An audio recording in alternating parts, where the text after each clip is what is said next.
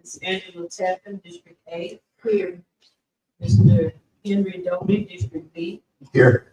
Mr. James Green, District C. Here. Mr. Derek Green, District G. Present. Mr. Howard Clark, District E. Here. All five present, we have a quorum. Please stand for the attention, please.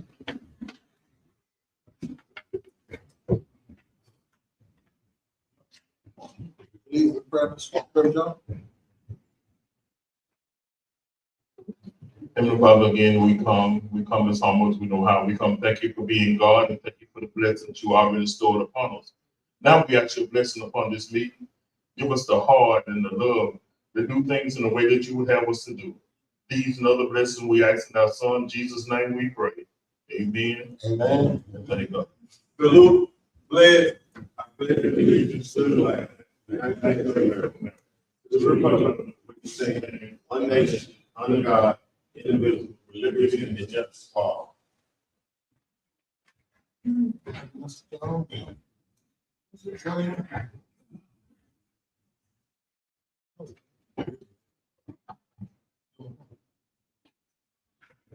A request for any the city council members making general modifications at this time.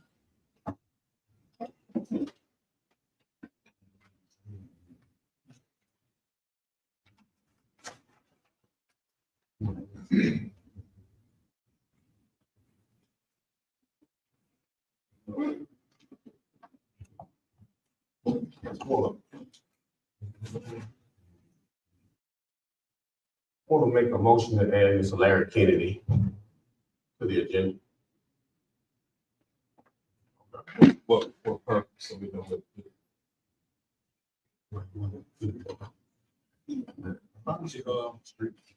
Streets. He just want to speak his agenda, he want. Yeah, put him on street. Sorry, I don't understand. We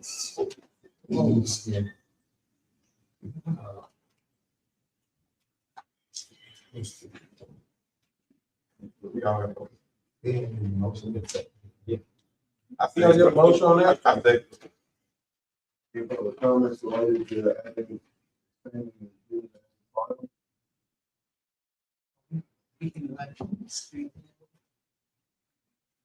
There's no public comments, closed, Can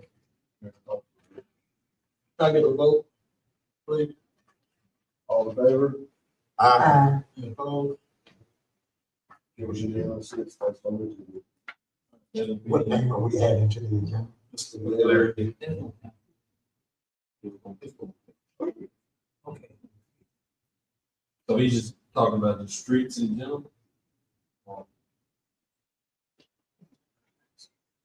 What's the topic?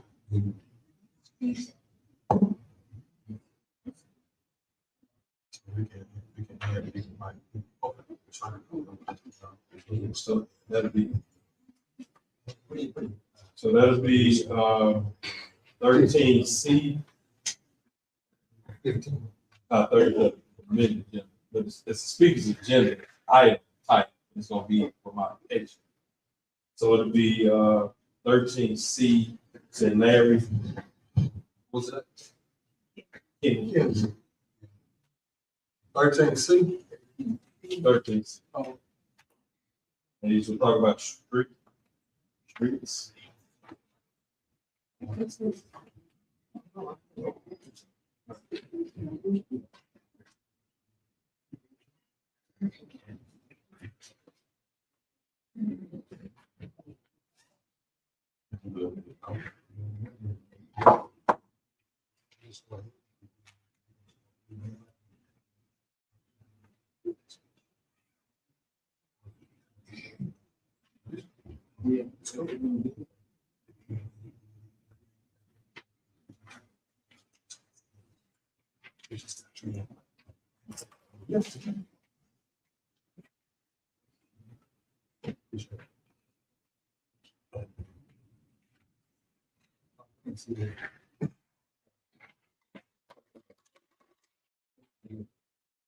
All right.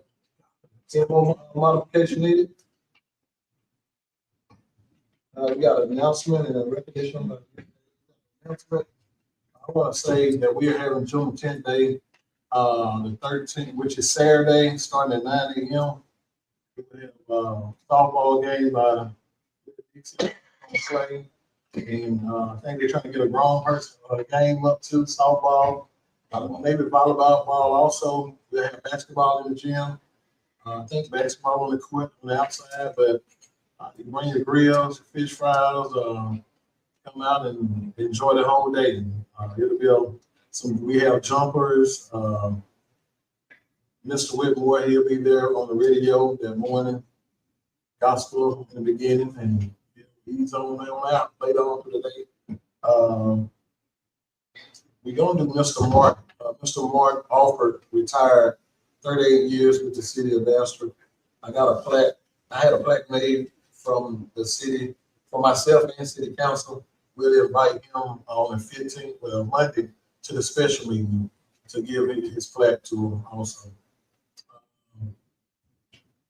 I'll chime back in a little later if I need to. Council, y'all have anything?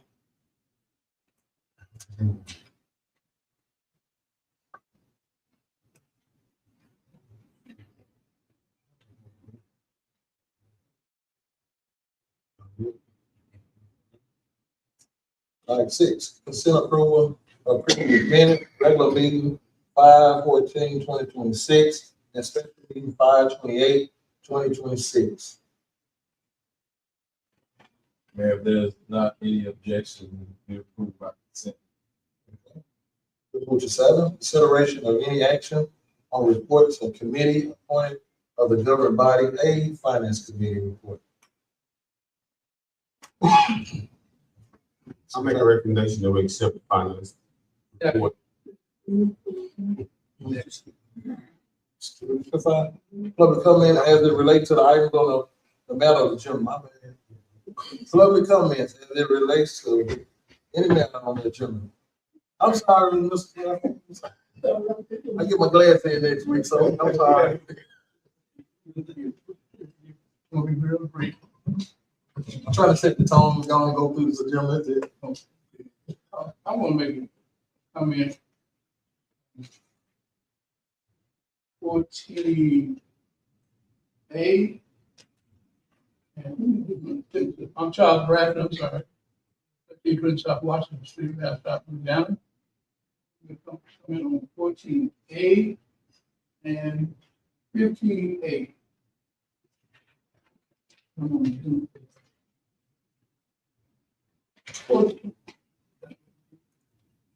14A is ordinance 2642/87, to ordinance establishing the solar panel administration requirement and extended.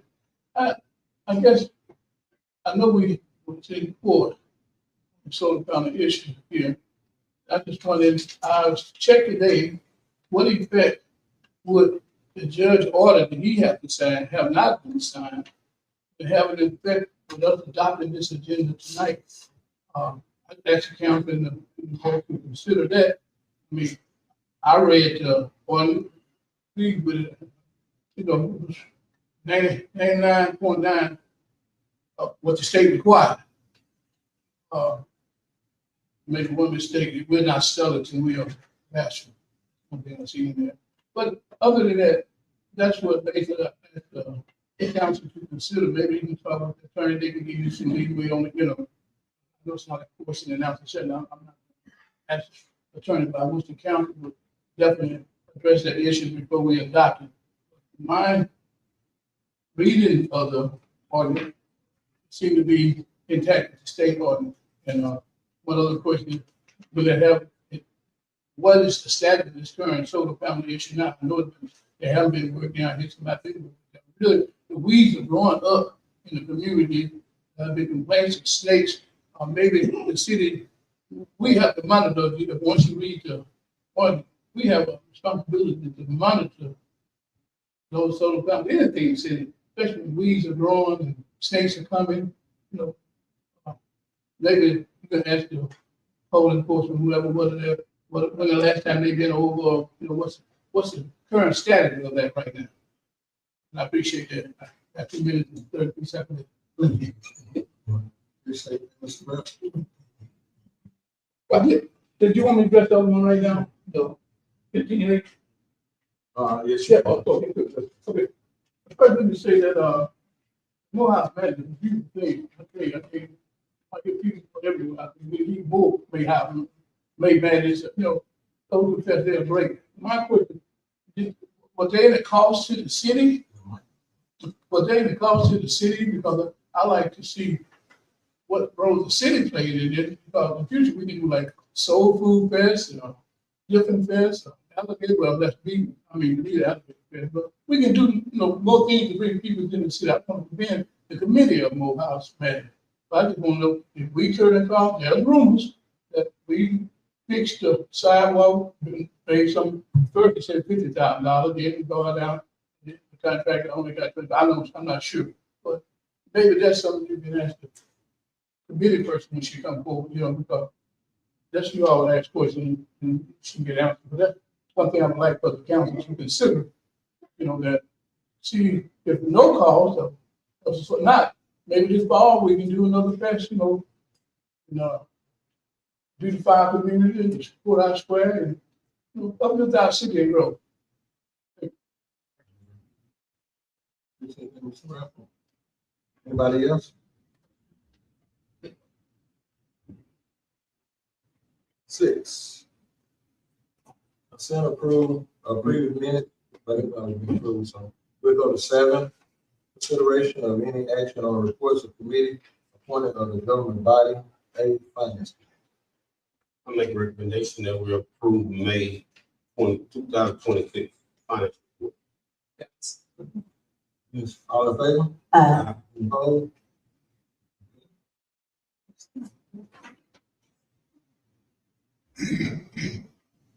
Got B, planning and zoning committee report. None. All right. We're gonna move to C, quality assurance panel. Did they have one? Yeah, we have, I'll give an update when we get. Okay. Okay.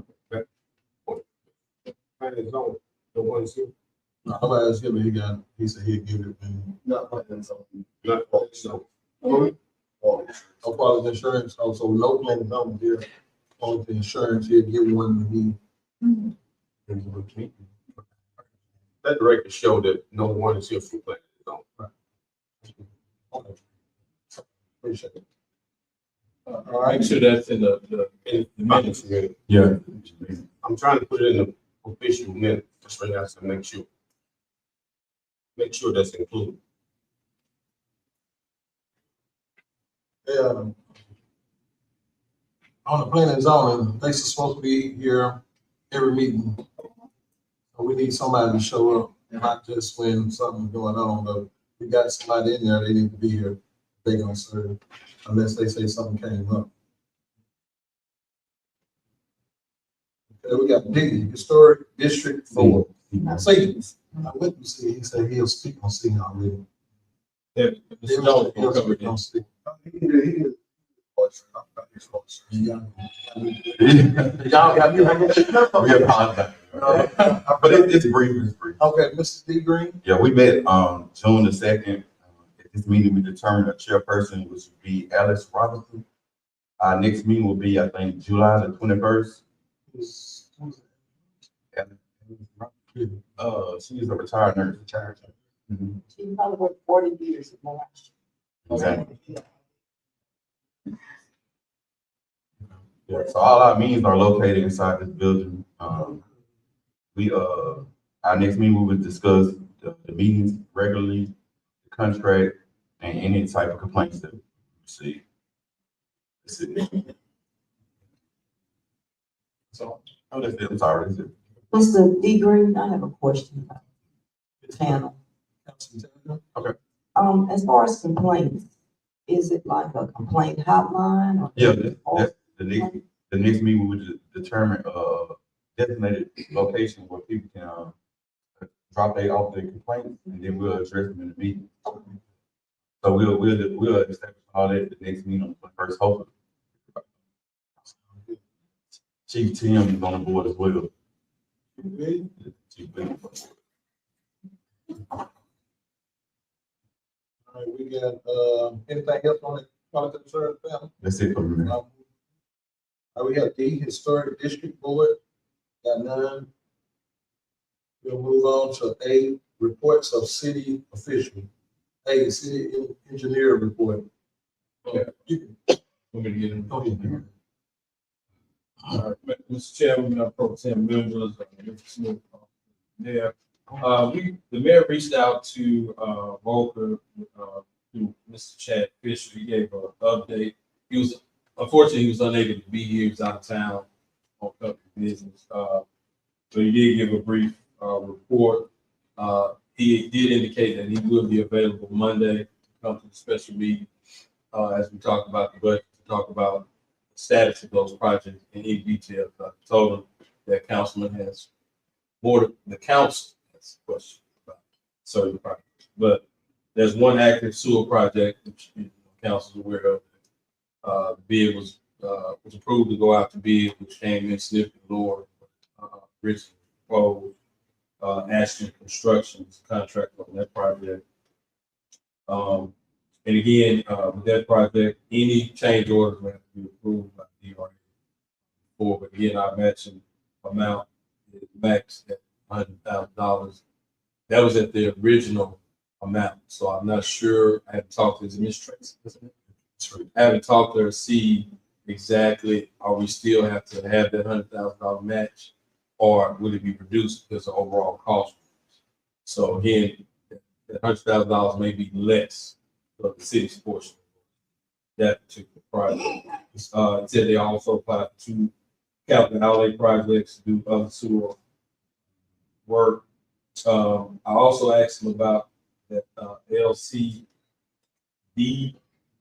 projects that the city has, finishing up the ones I believe that previously were undertaken.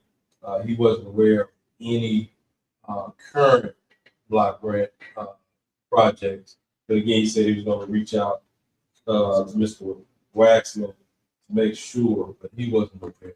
And we'll talk a little bit more about that Monday in regards to the impact of that grant towards the budget. Again, I know a lot of y'all want to know about the Mackin Street Bridge. He will come and discuss that. And the airport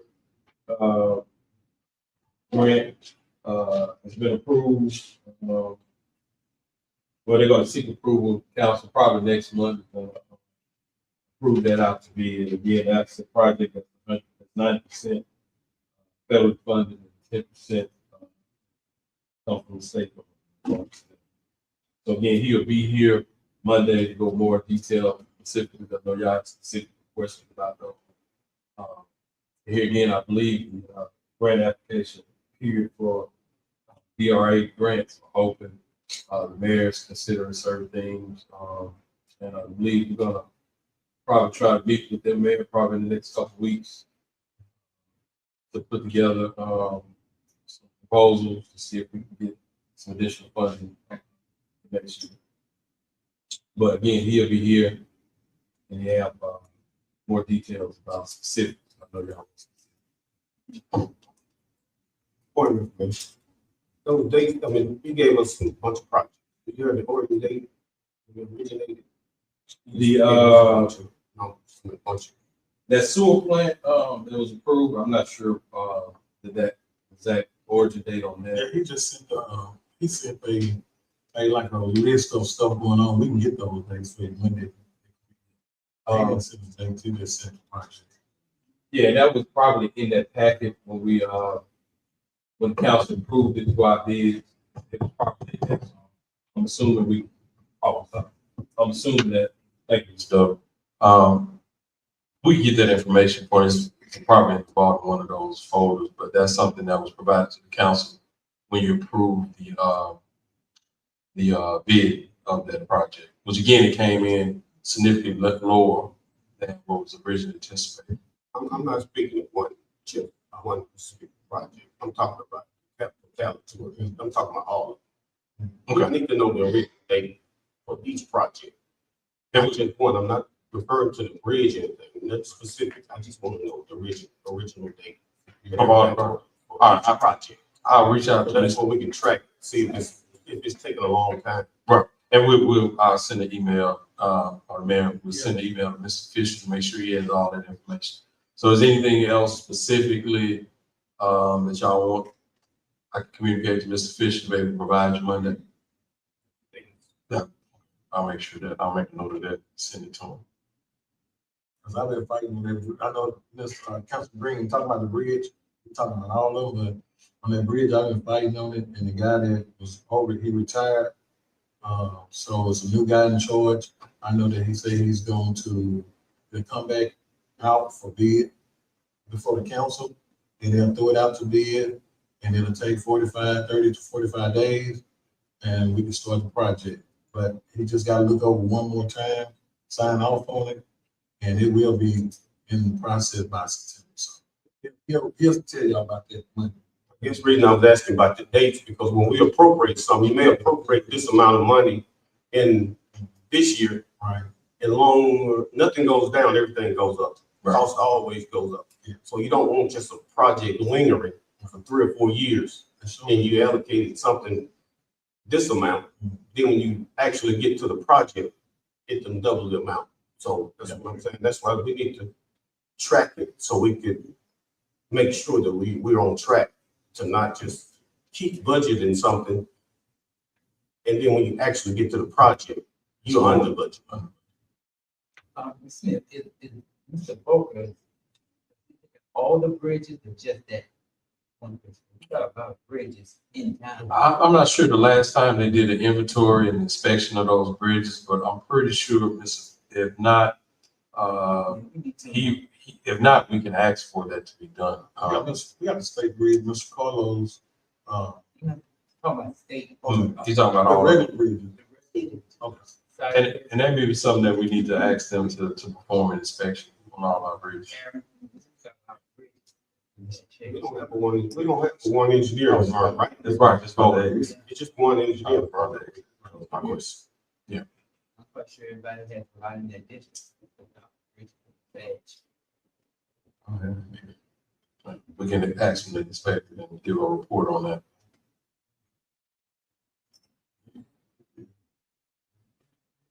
We need to make sure when you talk to engineers, we need to make sure that we current on our inspection, because you don't want to do it all at once and state come in, and then we got a bunch of bridges that's not in compliance. And he'll be in Monday. Anything else? So move to these, Bastrop City Police Department. No, he's special. I have any questions for Chief? Come on to the front.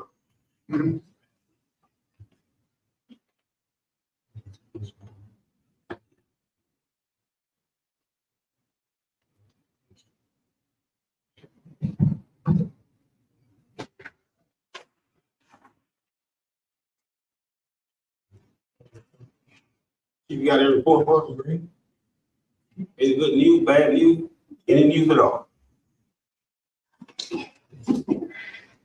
I presented y'all with a report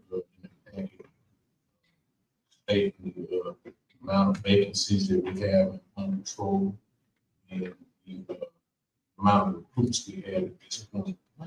We have 6 vacancies on patrol. At this point, we have 2 recruits. I spoke with 2 yesterday, so we possibly gonna have 4 recruits. So right now we have 15 full-time employees and 1 part-time employee. Problem we have right now is just retention. We're trying to retain our employees. It looks like they come in here getting trained and getting experience and going to larger departments after they do their 2 years contract here. But Chief, I have a question. Councilman Jay Green was a finished yet. I don't get to ask no bunch of questions. There's one more question, then we go. Yes. I'm sure you're aware of it. violence that's been occurring in our communities. Yes. I'm sure you're the police chief, so you're well aware. So when I look at these numbers, when we look at our police report, did you give us every, about crimes and so, Yes. burglaries, murders, theft, and all that. So I'm gonna ask, because we share jurisdiction with the sheriff department. We kind of split duties with the sheriff department. So I guess what I want to ask is, these numbers that I'm looking at, is it just from the police department?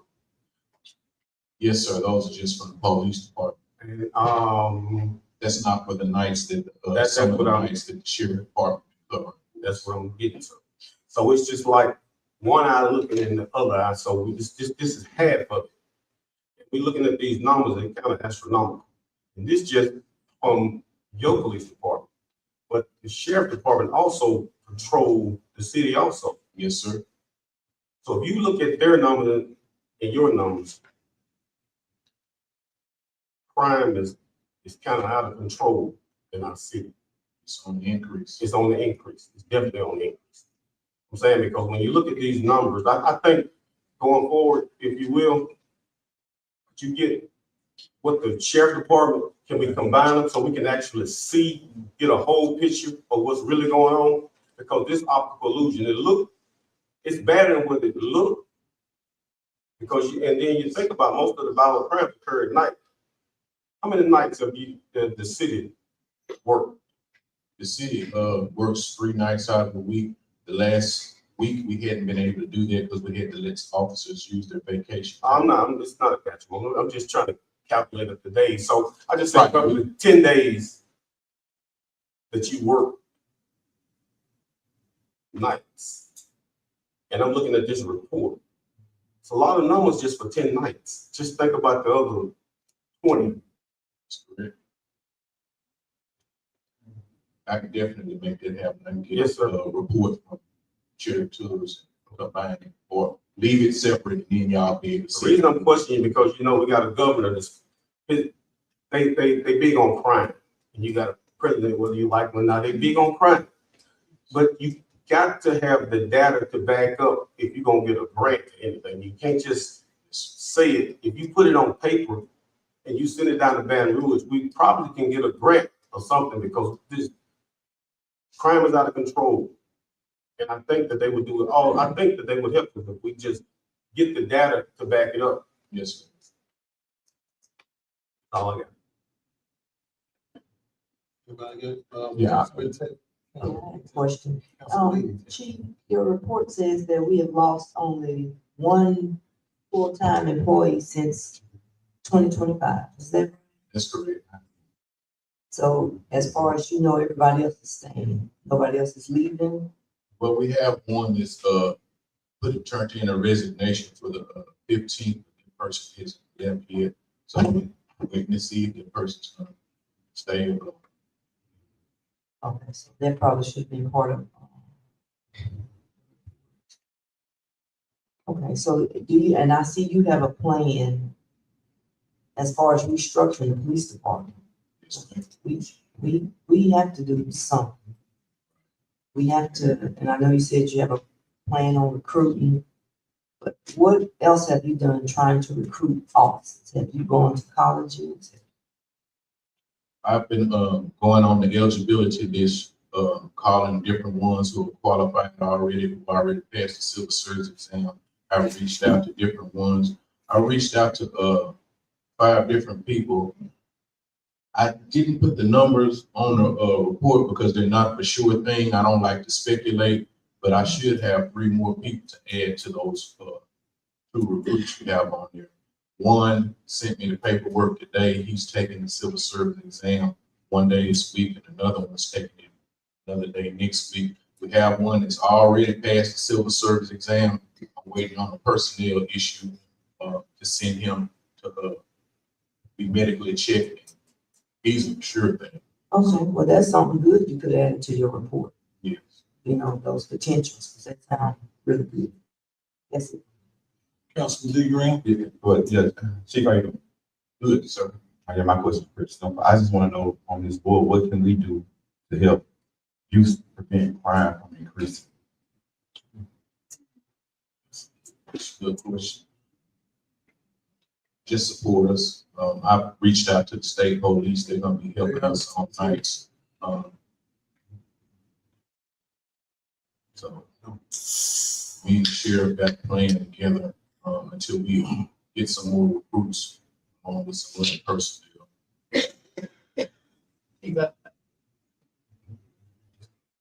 Chief, I see where you're Councilman Long. interested about lowering the age. Speak up about lowering the age. Yes, sir. So Monroe PD and several other departments in the area lowered, they were going through some of the same recruitment issues that we have been going through. So a couple of years ago, they addressed their civil service board and they got them to lower the age down to 18. So right now, they can hire them when they're 18. They send them to the academy, usually around 19. So a lot of them are patrolling and working by the time they're 19 or 20 years old. We addressed it this morning with the new civil service board. They had their first meeting this morning. They have to post it for a certain amount of days, and then once they post it and they approve it, then we can proceed with it. And that will allow me to be able to do like the rest of them, like the sheriff department and the other agencies, and start recruiting seniors in high school, start recruiting them at high school level. One of the motivation, so go ahead.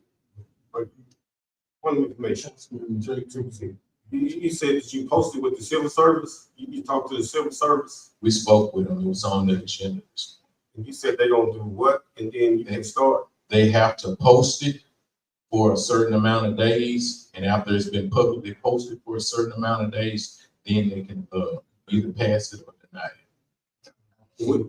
Yeah, the age requirement. So you said the civil service can do it. What about the city council?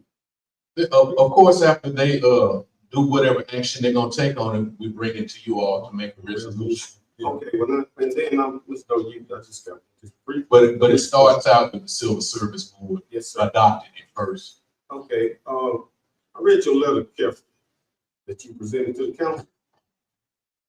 And something struck me as, you said that recruiting is really not the problem, retention. Yes, sir. So my question for you as the department head, have you done a SWOT analysis as to why we're not able to retain officers? I know you said different jurisdictions, but have we did SWOT analysis determine why our officers leaving and going to other jurisdictions? No, I haven't done a SWOT analysis, but I can tell you why most of them are leaving is because of the pay and the benefits. The other part. So is that in they exit? You know, when they leave, they give you an exit deal. So is they saying that that's one of the reasons they exit when they leave? That's never found. Yes, it's common knowledge. Yes. I understand what you're saying, common knowledge. I'm saying is when they get ready to leave and go to another jurisdiction, do they specify reasons as to them leaving the Bastrop City Police Department? Some of them do. Most of them just turn in a letter of resignation advising that they're sitting and going somewhere. So they just verbally tell you that the reason they're leaving, but there's nothing right. Yes. Substantiated. Yeah, they had told me too. I understand that. I say verbally, I say there's nothing in right. I just wanted to ask a question because you said that we had problems with retaining them. I'm just trying to see if you say you want to help. Right. If we know a problem, then we can address the problem. So if we don't know the problem, then we can't address the problem. Money is the problem. Money has been a lot of the problem. Besides that, we basically have the same benefits that most of the other departments have. The other departments may have a few other incentives where they give you a little more money for having an education or being CPR certified, but the pay in these other agencies is on average $4 to $5 higher starting than it is here. And every time we do have an increase, the other places have an increase. For instance, the last raise we got, then next door gave $3 raise and take home vehicles to their people. So every time we move up a notch, the other agencies are doing things that makes it even harder for us to compete with. So the answer is, the real solution is drastic change, a drastic change in pay. And I spoke with Mr. Smith and Mr. Jones, and we have a plan on that as well. Yeah, because of all that they're gonna do. No. Just a couple of questions, Chief. You were talking about pay, recruitment, and all that.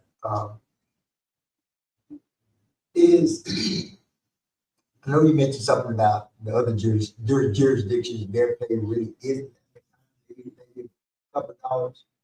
So if we're recruiting somebody and we hire somebody out of the academy, first question, what do they sign a contract for a number of years once they get to patrol, get on duty?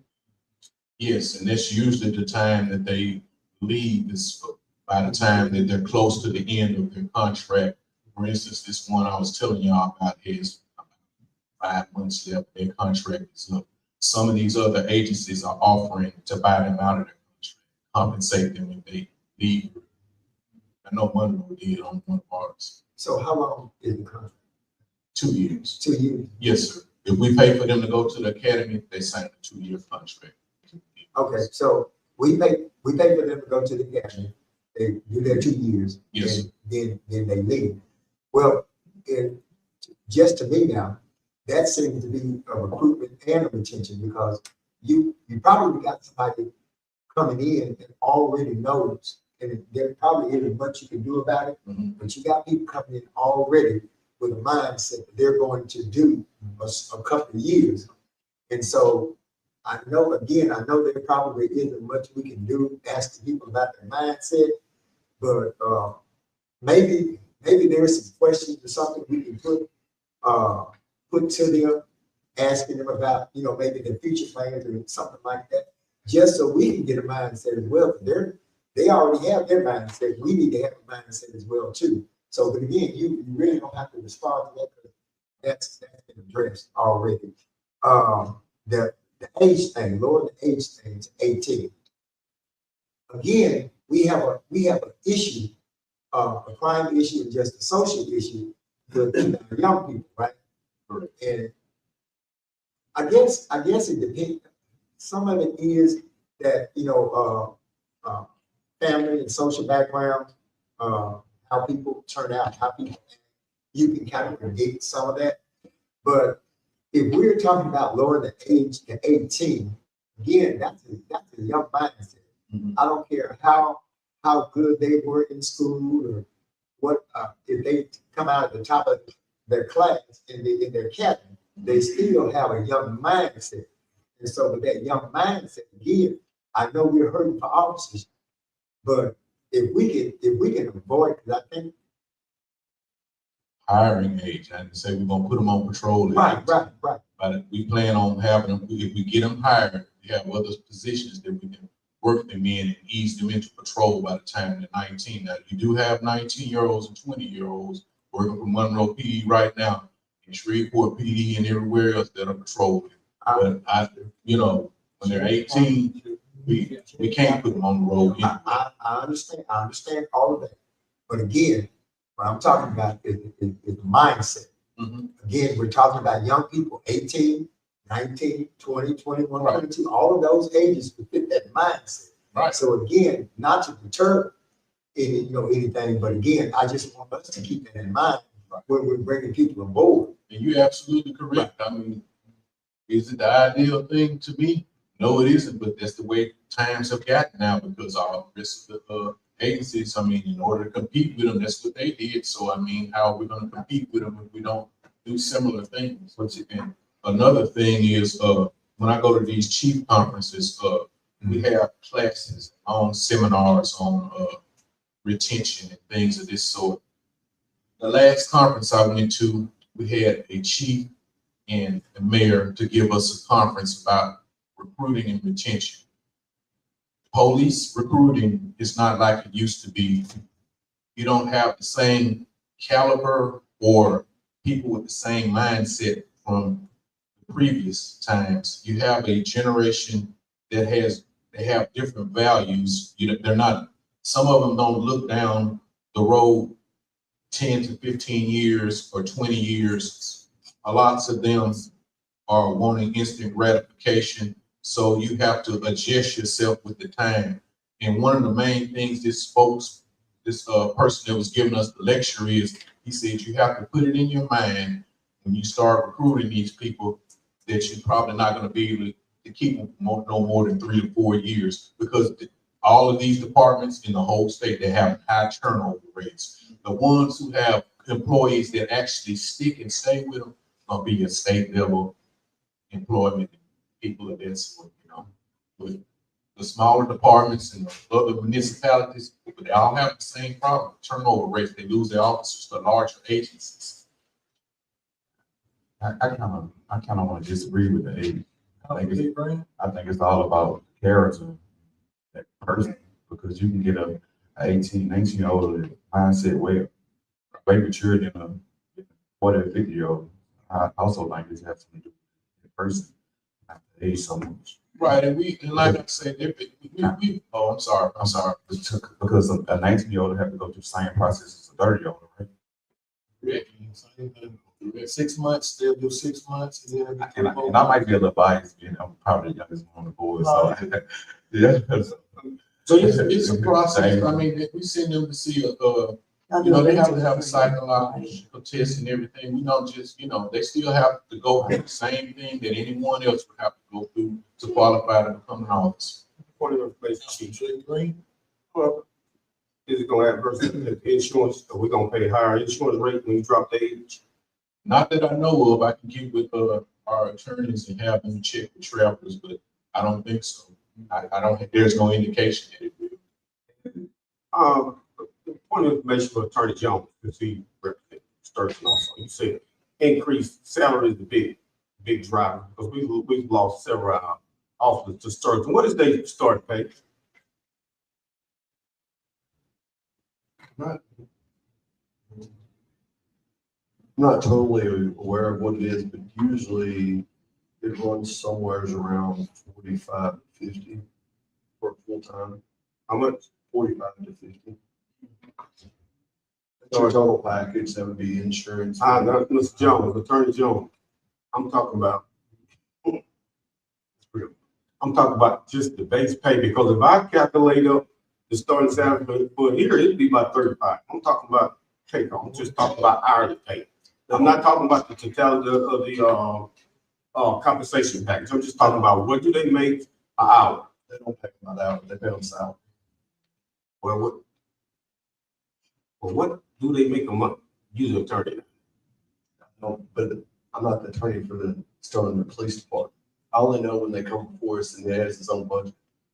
And occasionally, the only one I know is Chief of Police, but generally speaking, if I remember correctly, because it is budget time back in December, I believe it was somewhere around, they were 45, if it was full time, was the total package. We only knew because it's kind of like the marshal here. They had to bring a budget to the council and justify the number he wanted. It was to talk about what it cost for an officer. Chief Reed, I wouldn't want to take that assessment, because if I did it, the total package with your starting off, it's gonna probably be about 44, 42, 43, 45. Yeah. So, but in reality, they make about 16, right? 18, whatever the starting salary is. Our officers are certain. Your office. 17 and start at 17. But if I add all the compensation packages, then what would that be? Probably average around 38, 40. Well, and that's optical illusion, right? Because they really, they ain't making but $18 an hour, right? Right. Okay. Anybody got anything else for Chief? Be relevant. You talking to the department. Anybody else got anything for Chief? One more question. Go ahead, for Councilman, Chief, please. short question. Chief, I know you said y'all were talking about plans for the budget for your department. Yes. So I guess we'll discuss that Monday, whatever plans you have. Yes, ma'am. Thank you. Appreciate it, Chief. All right, appreciate you. Thank you. Fire. Good evening, Mayor, members of the council. Report. Just a quick update, we are in our graded year, so it's a pretty busy time for the department with inspections, fire prevention, pre-fire plans and such like that. So we're making sure we're crossing all our Ts, dotting all our Is for our graded year. Also, we just completed a 40-hour EMR class. So everybody in my department got certified as an EMR. I'm proud of that. Other than that, it's just business as usual. I'm down 4 employees, so I will be putting out, we'll be accepting applications soon, to start a hiring process. One question. Your age range, they could be 18, right? Yes, ma'am. As long as they pass the drug screen. Subservice exam, same process. Okay. Have you marketed to the high schools yet? I go to different high school, career day. Okay.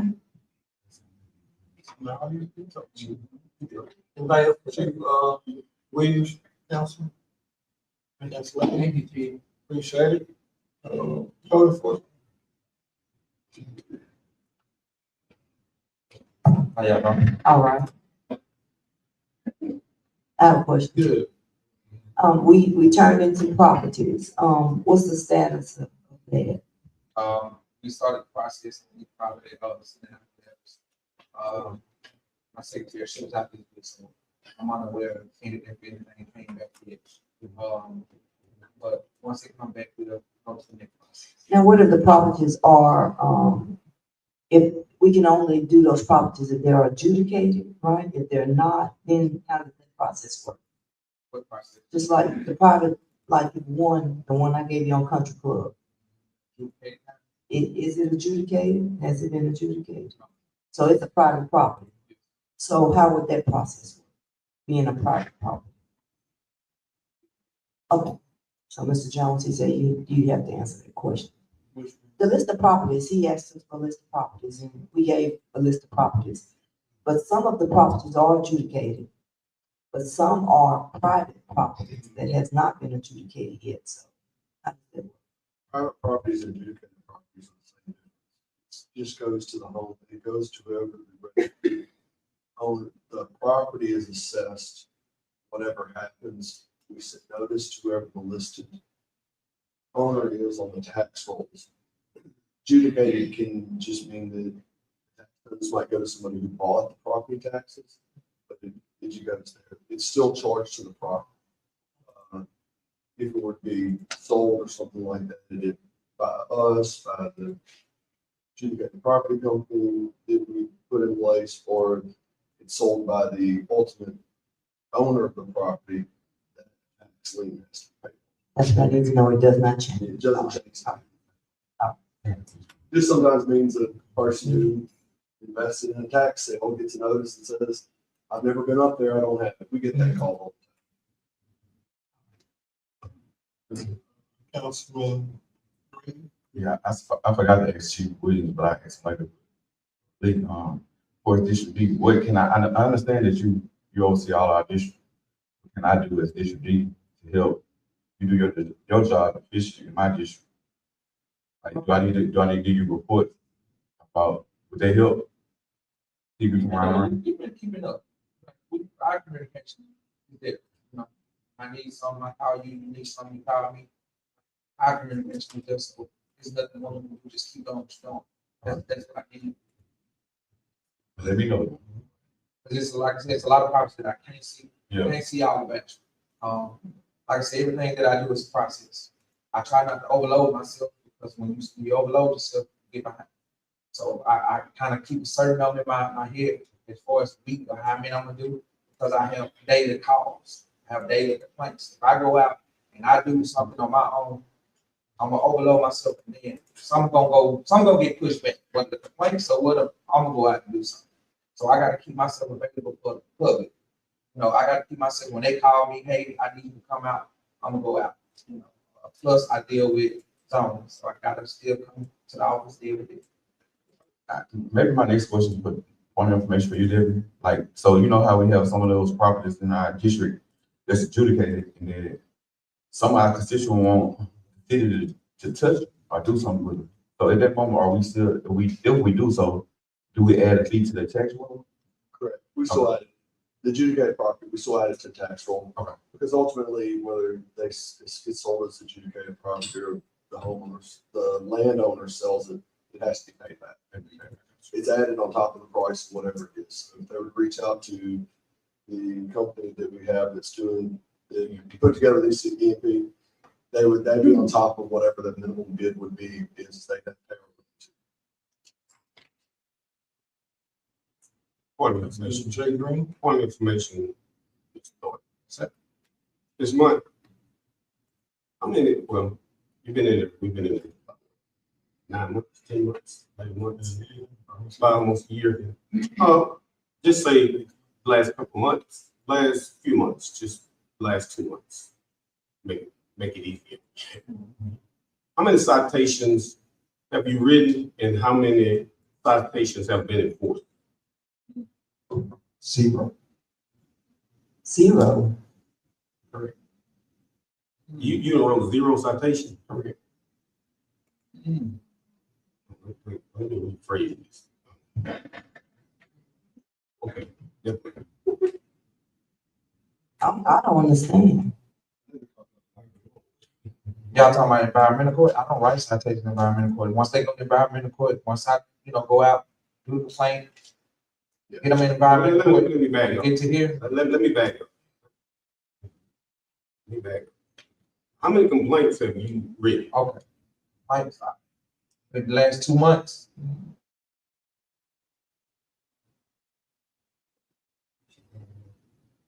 Let's go about 50, 50 and 0. pretty much, yeah. And if you count in, the docket for 2 months, we give or take, we're gonna say about 45 on the docket. We have 45 people engaged on the docket. For the last 2 months, yeah. Last month was 26. It was 26 on the docket. Okay, you got your numbers pretty accurate. Yeah, and I think there is that he doesn't issue any citations, he issues complaints. That's the language of the ordinance. He issues a complaint, so that's what gets him into environmental court. Well, once they environmental court, I guess since we going down that road, let's run on down the road. So when you get to environmental court, how many fines have been issued? None. What? None. I'll talk about it. Okay. Looks like you're doing a lot of writing, a lot of talking, but no action. So you doing Okay. Yes. Appreciate you, Smith.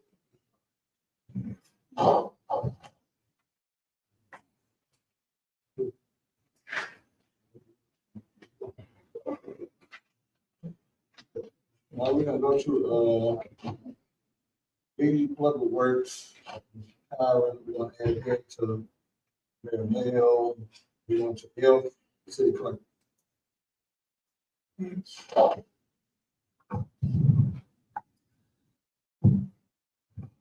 Good evening, everyone. The only thing I have, the audit has been completed.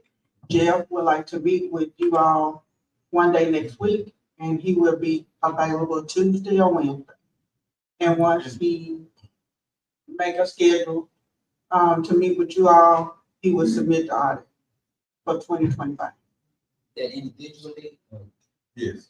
Yes, because he would like to go over everything with you all before he submit the audit.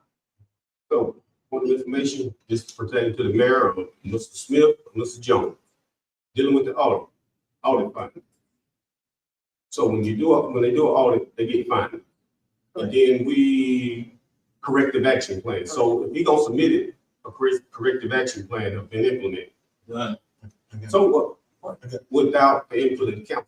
Let me finish. I'm telling them, I got that. I'm saying, so we're gonna see it before it's submitted. Yes. Yes. Okay, well, we had it ready yesterday, ready for submitting, but he's been trying to talk to y'all, so. We've been trying to talk to him, make sure y'all get with him.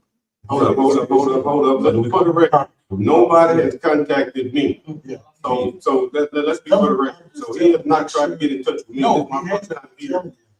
Councilman, I'm telling we are you. going to call you all. No. Hold up. Back, a point of information. You said Go ahead. that he has been trying to get in touch with us like we have not been available. I said that is not true. No, sir, he is going to contact you all to see if anyone going to be available for Tuesday and Wednesday of You next saying week. that the mayor just said that he tried to get in They contact try with to us. get in contact with y'all to sign the form. What form it is, I was thinking do. The questionnaire. That's different. Okay, but Monday, Tuesday, make sure y'all get in touch with them. He will not be available Monday, and he will, Get in touch with them, make sure y'all meet with them, so we can get it submitted. So, There ain't no argument, it ain't called. point of information, so how do we just, Tuesday or Wednesday, do we just schedule a appointment to come see him, or he gonna be in his he office? gonna be here. Or we just schedule an appointment? Yes, correct.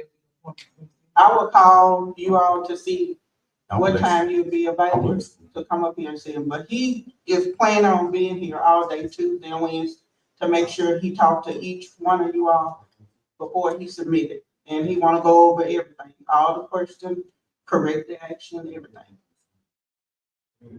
For the record, let the record show. State, this is city council meeting between the board of aldermen and the mayor. And I got a right to ask any question that I deem necessary for my constituents. Now, I'm not gonna sit here and allow anybody to just misrepresent the truth. The man has not tried to get in touch with us. And I'm not trying to be argumentative. Let's keep facts facts. And usually, where it goes, you work with the auditor's office.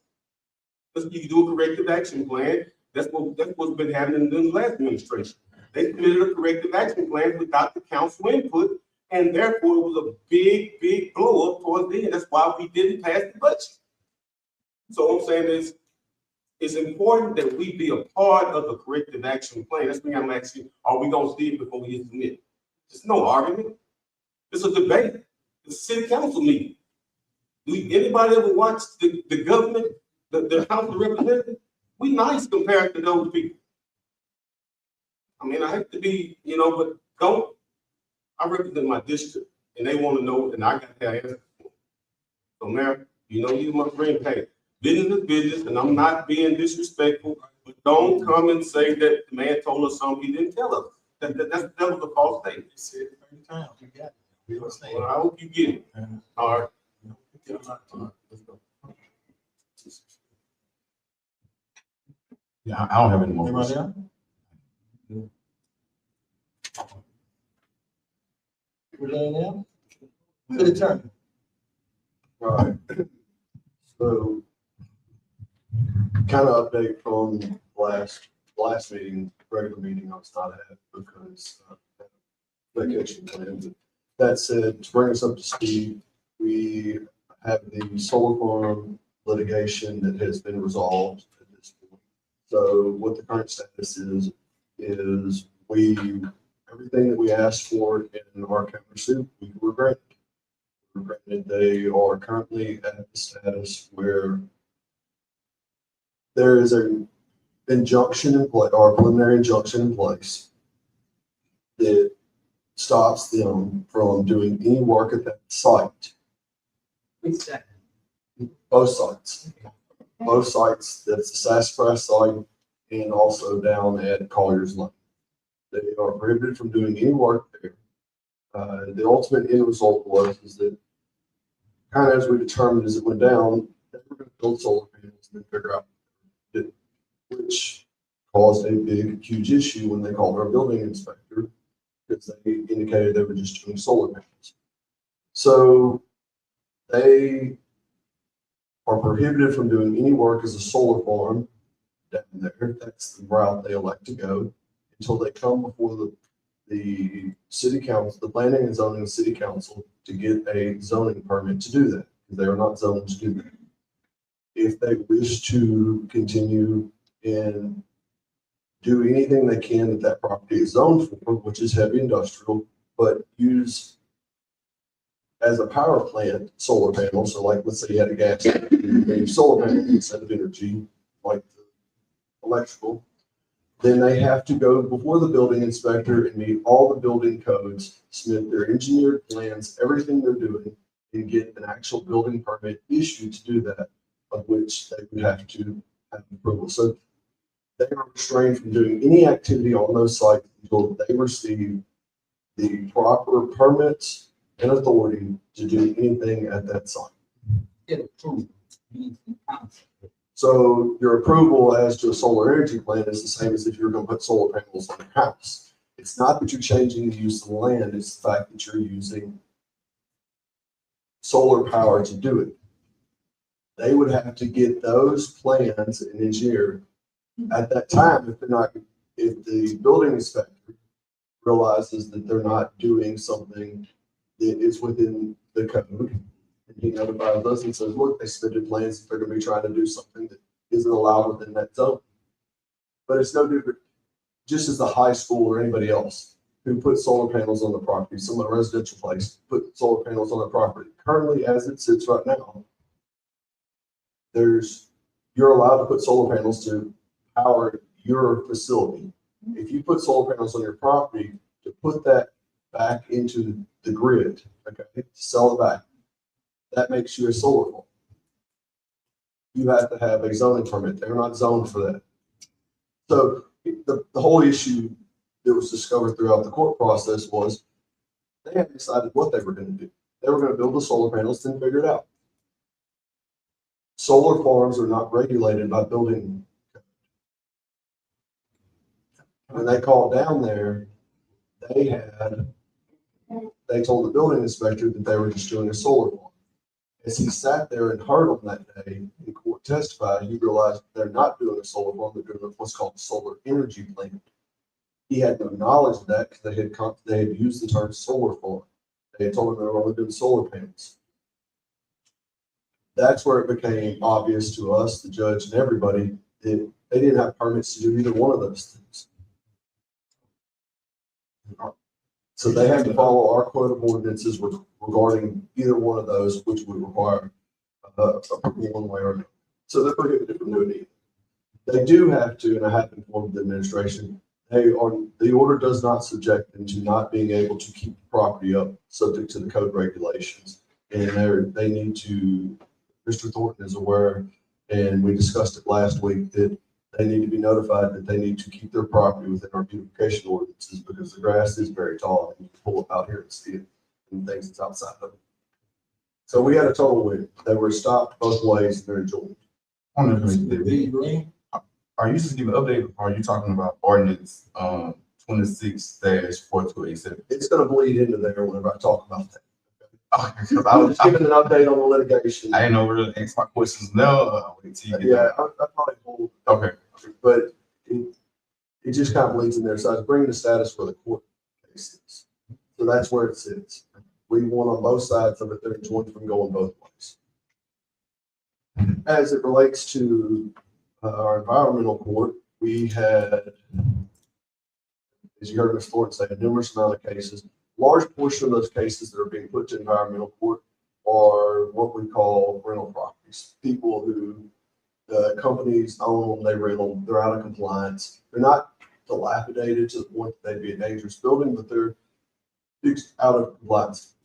Those individuals, those properties that are owned by those companies, 99% of the time do not show up. But what it checks off the box for us is that in going through due process, we gave them the ability to come to environmental court and fix it before we go through the next process, which is we're trying to do in 9A, okay, or 9B, sorry, with occupational licenses. So we're putting in place measures to say, hey, we gave these people all these places to come. We tried to get them to fix everything.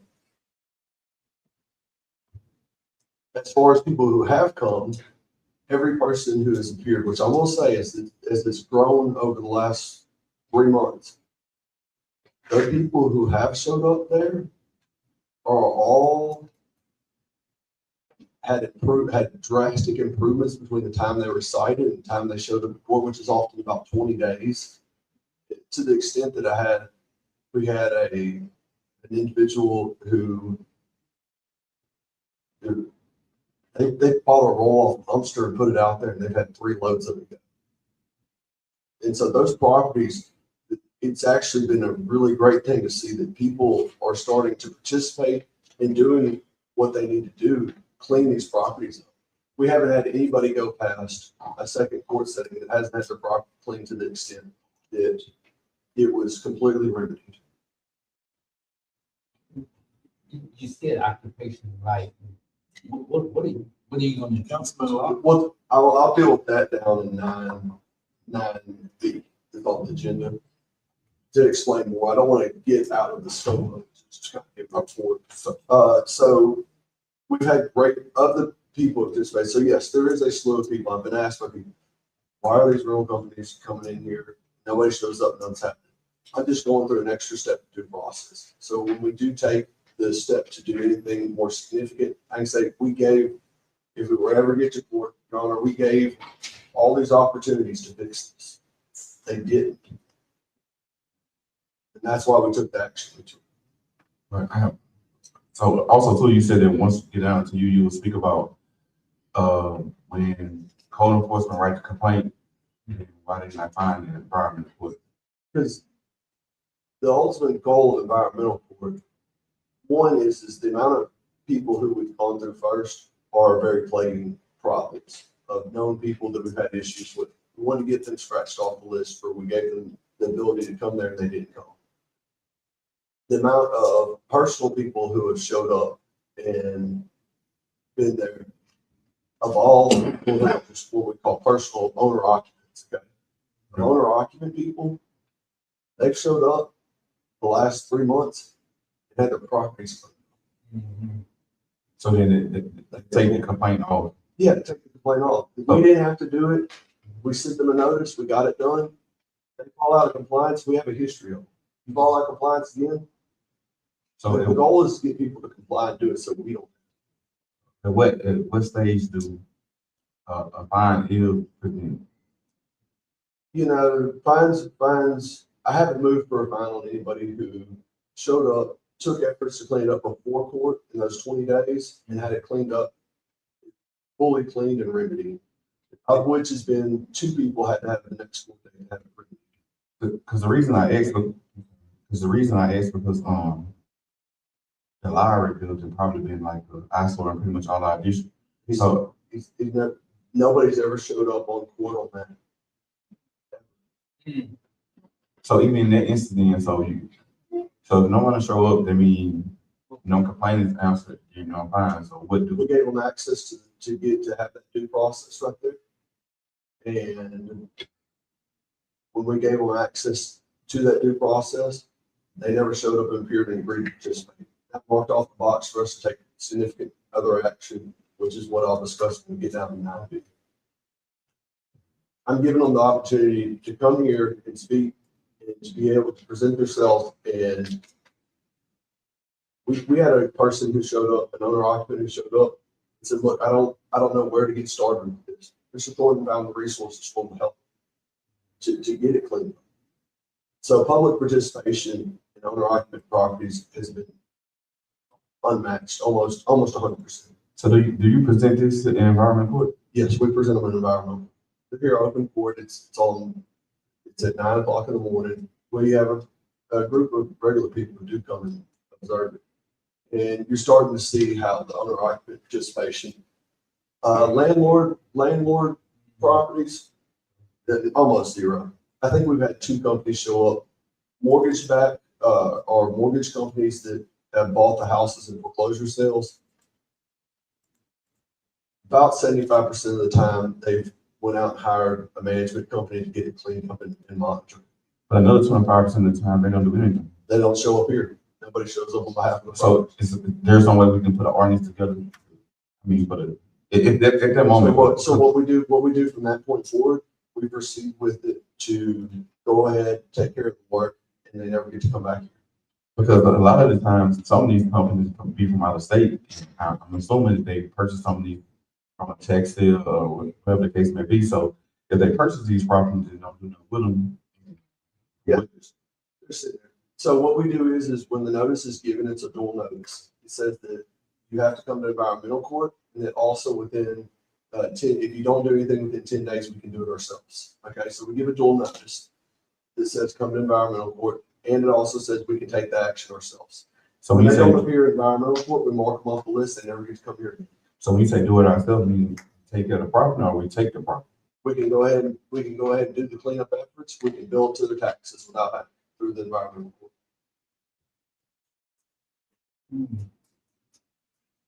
The goal is to use environmental court for the purpose of helping our residents who have properties that are past the point that they can't clean it themselves, because for whatever means, financial means or resource means, and help get them connected so they can get it clean, get neighbors, and keep them clean and monitored.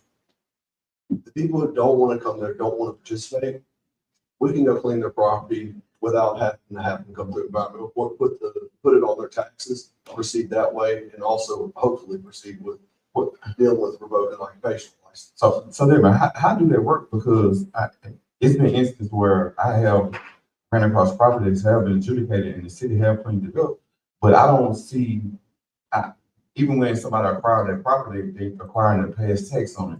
I don't see where it's added where you have what the fees from the city. I don't know. I have, since I've been here. I think Ms. Angela had one of her issues that she took care of, but somebody was acquiring about it, but it was just paying back the past tax on it. It was nothing added about the cleanup. Since I've been here. I'm not properties since I've been here, and that's all I can know. But since I've been here, there's been not one instance that I know of that we had other than grasslands, that I know of that a bill was submitted for us to put on the tax properties. I would go to tell you the amount of cleanup that we're doing or we're starting to do with these is probably the first efforts that I know of since we've been here, other than when there was some grant money to clean up some stuff. And I believe that was just. No, I disagree. I mean, it's. Well, I think while I was here. While you was here. So if it's not on their tax, if it's not on their tax rolls, it's because they never submitted the bills to be placed as liens. Well, since you've been here, it haven't happened either, but I'm hoping. But I've never had a bill submitted to me for cleanup. Well, so then now we have a disconnection. So who submit the bill?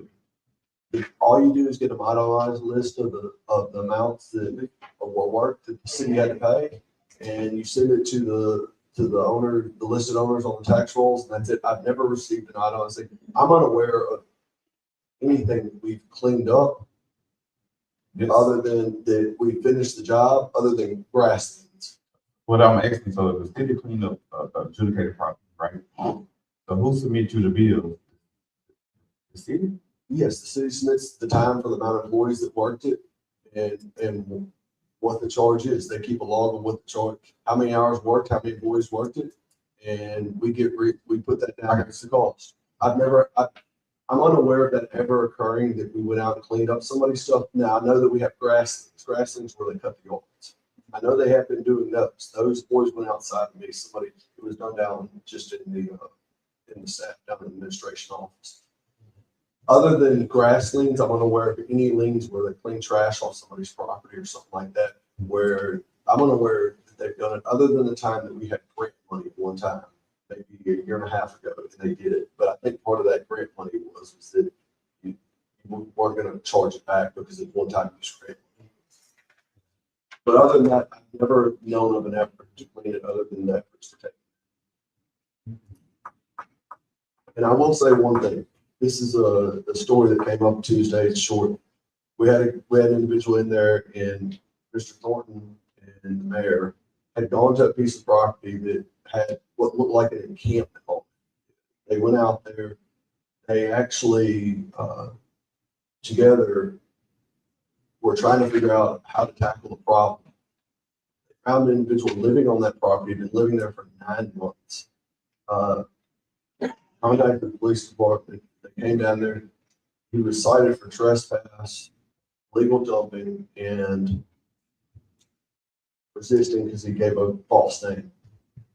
That individual, when we were in court, I was able to later this past Tuesday, he was found guilty of trespass, legal dumping, and resisting. It was discovered this individual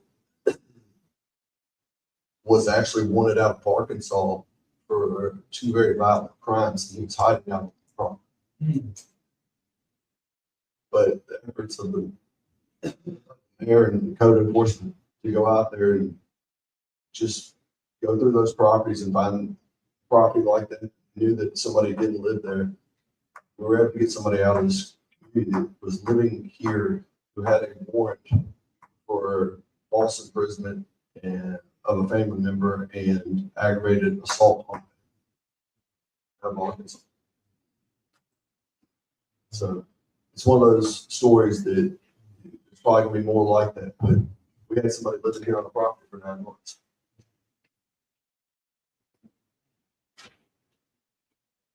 So it's starting to work.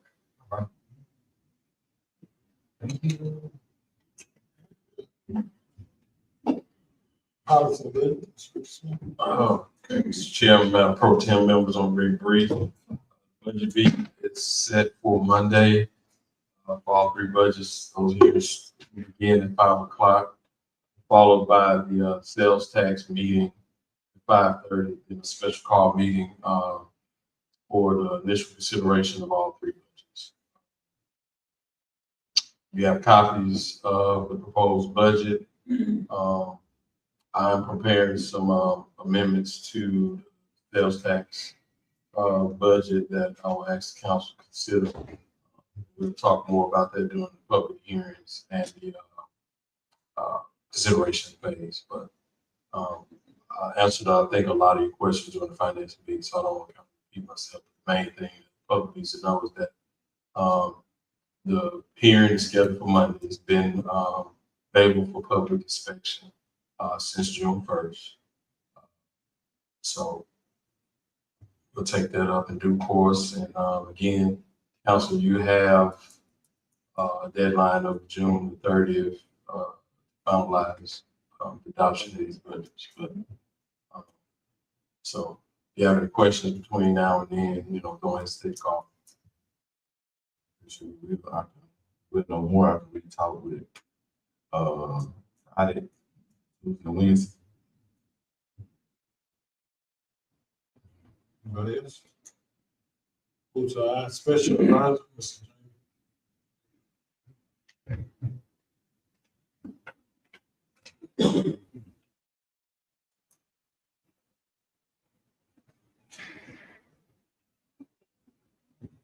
Good evening, Mayor, council members. I will go over some of the public works first. I want to, first of all, take this opportunity to commend Mr. Thompson, who's doing a really good job as the Assistant Public Works Director, along with the others that's over there as well. Of course, we work with all of them over there in each area to help promote and help the city. I want to also mention that Public Works is now working from 6 a.m. to 2 p.m. because of the extreme heat that we all are experiencing, 90-some degrees. And so just in case you're trying to get in touch with one of them, just keep that in mind. They're working from 6 a.m. to 2 p.m. Also, of course, the regular duties, the grass cutting that they're doing, they're starting to do a lot of that. Of course, grass is growing pretty fast because of all the rains that's been taking place the last couple of weeks. And I know that in the landfill, and I'm going to transition over to the FEMA situation. I know that there's been a considerable amount of work that's being done in the landfill because the individual that came in this week that we met with, actually met today, and that is Mr. Piper, Wendell Piper from HGA he's the person that's working with us to assist us with all the stuff that we have to do to address the debris removal, as well as some of the other issues and challenges, such as the buildings that we own, City Hall, I know we have their learning center, and also the shop. He's there to help us with that. Now, the deadline for getting all of this together and submitting the paperwork and so forth will be June the 21st of this month. So he's helping us with that. We're gonna meet with him again on Tuesday to assist us. His name is Wendell Piper, to assist us in getting all that together. I also want to commend our clerk. She's been very, very helpful as well in helping us getting the communications. And we've met with FEMA and also this representative several times. We've met a couple times in person, then on Zoom call as well. So hopefully we're in a position to get everything that we need with that. Want to mention also, I met with, be glad to hear this, the owner of the East Side Elementary School, former East Side Elementary School, to simply talk to her about what is your plan? Because we know the situation that it is at this point. And so she and I have been communicating. I think the environmental court, she's got notices before, and don't know if she showed up. I don't think she did. And so she called me, texted me yesterday because she had the next notice. And so she's to come on June 24th, I believe. And she's really trying to do some other things with the building. But of course, not to get into all the business, but it's a challenge with resources, some things that she's trying to do, but we're expressing how quite frankly, how bad it looks in the heart of the city. And so we'll see what happens. See what happens there. The mayor and I met with Superintendent Jesse Winston this week. There is a bond proposition renewal that's coming up, and we met with him and his staff to talk to him about that. I want to remind our folks, the citizens, that is coming up. That is a renewal, and they need support to pass it because, as we all know, the Parish School System is part of the city of Bastrop, and we want to do everything that we can, quite frankly, to support that. And the one other thing is National League of Cities. You've heard me talk about this before. The city of Bastrop have great communication with the National League of Cities, and I've talked with them recently about doing a demographic study of the city of Bastrop, in which they'll do give us a lot of the information that we need. The mayor wants to actually send letters to potential prospects and asking them to either expand if they're already here or to bring their businesses or companies to the city of Bastrop. And so they asked me, when do we need this? I said as soon as possible. So they're in the process of putting that together.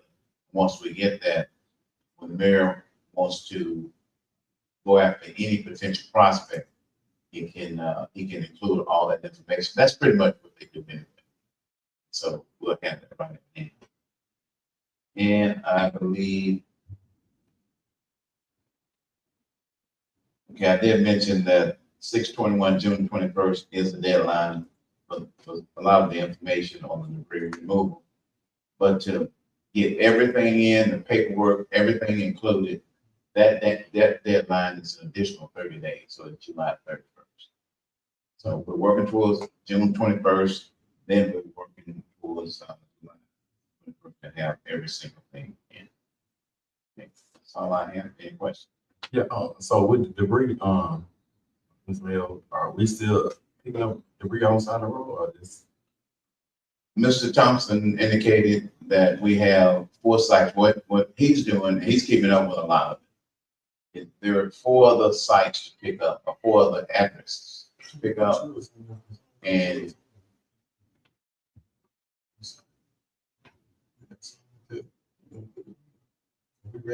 Okay. there's 4 other sites.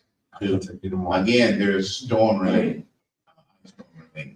Now, there's one, I'm not sure whose district it is, but on the corner of Wood Street and Haney, there's some debris there, but there is a down power line there. So we've asked them to make sure that they don't touch that, but Energy has been contacted on that, trying to get.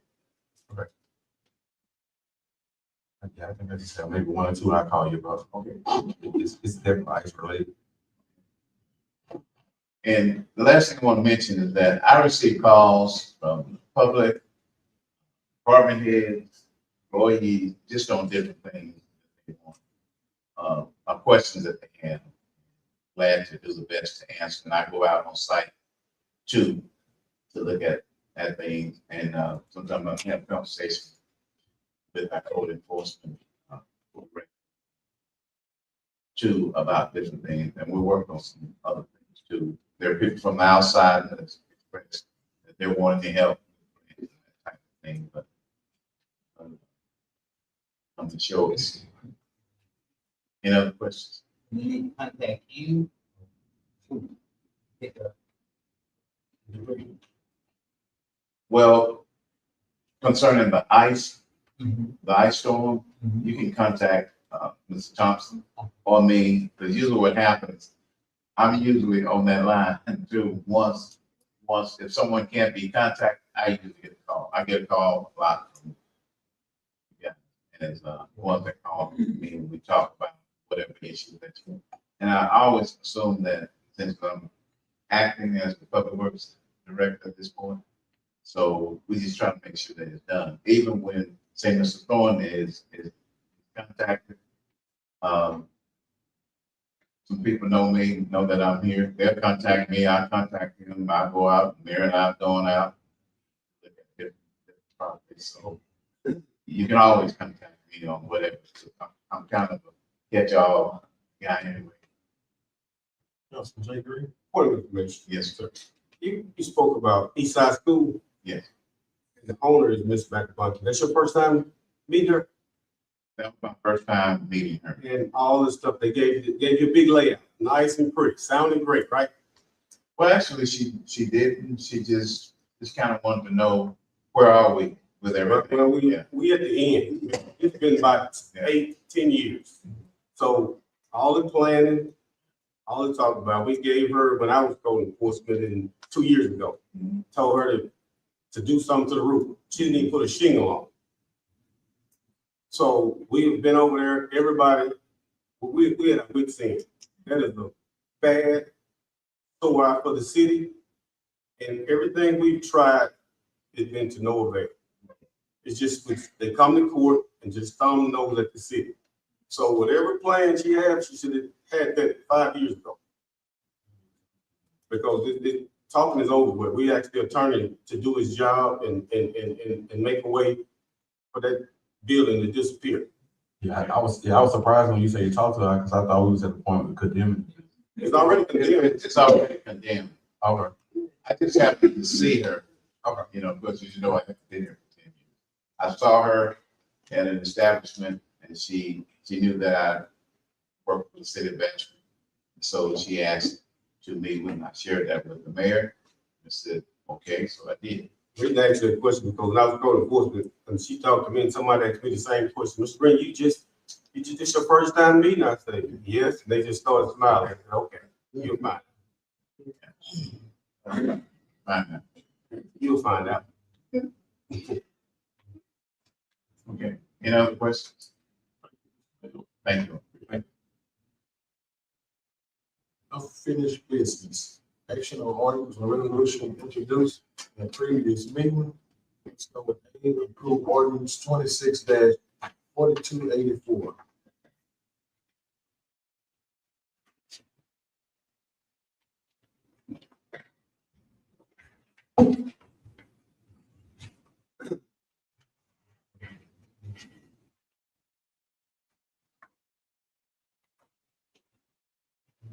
This is the, okay, so this is the ordinance that we previously introduced from on the back of the table. This is the one dealing with the alcohol beverage permit licenses. The copy that's before you tonight. There, you have the,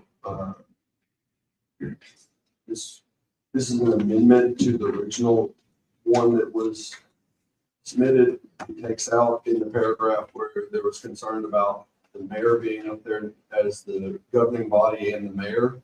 It removed language that said and the mayor next to it. Yeah. Yeah, ordinance. 4284. 4284. So if you look at page 1, section 4.4, governing body determine issuance certificate approval. This is what would be an amended version that I've amended based on the statements given by the council about how at the very beginning in the original one, we had added the language and the mayor. The first line, it said the right to determine which person shall be issued permit shall be vested in the governing body. And then when you put in and the mayor, that's been removed from there. So there's no confusion that, that there's two people with sole plenary power to grant the final license. But also, so did you add in case of renewal, special permits? That was there from the very beginning. That was in the case of renewal permits. The mayor would be able to provisionally approve the renewal or the special permit. A lot of times with renewals, we have issues where people have, let's say they have something, a restaurant, they come in and they don't realize that they've applied after the regular meeting in December. They're gonna run out in January before the first meeting, which is the second Thursday of the month. And so their license is out for a time period. It would only allow that renewal or that special permit until the first meeting of the council. So that you don't have that stop.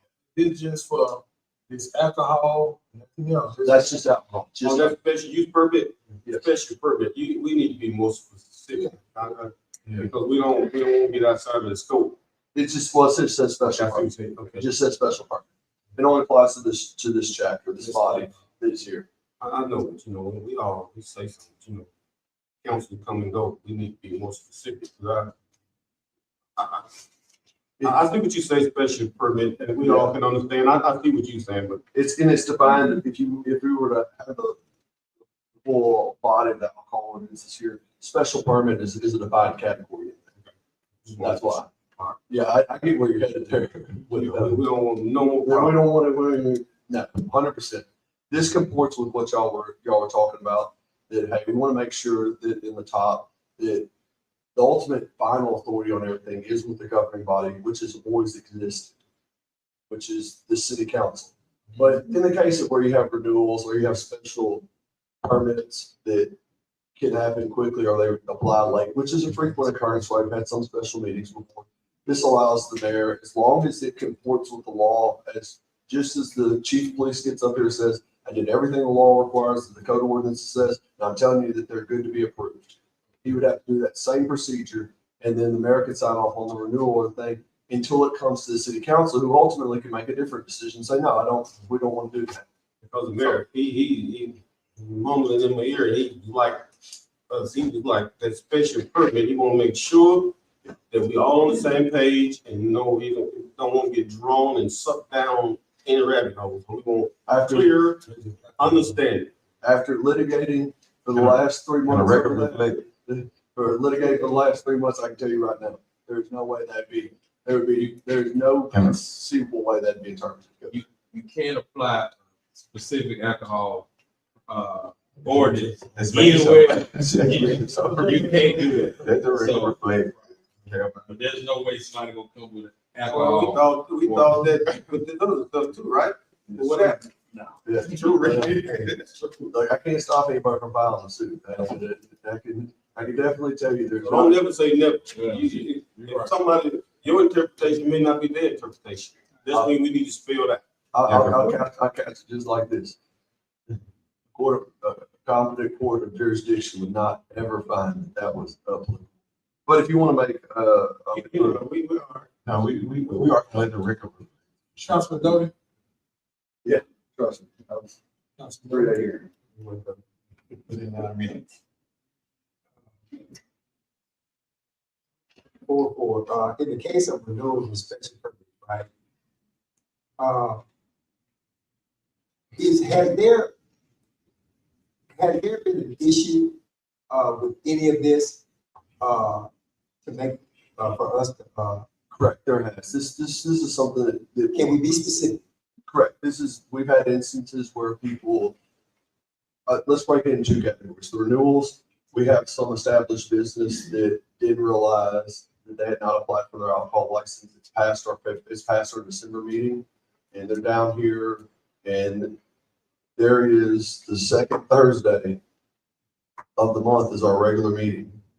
You're gonna go from January 1 to the second Thursday without an alcohol permit for some restaurant, some convenience store, somebody who forgot to get the renewal, okay? So, but they come in the day after the second Thursday in December to get their license, not realizing it has to go on an agenda and get approved by the council. That happens very frequently. It's happened at least, I know, 2 of the 3 years that I have. That we have somebody where we're calling.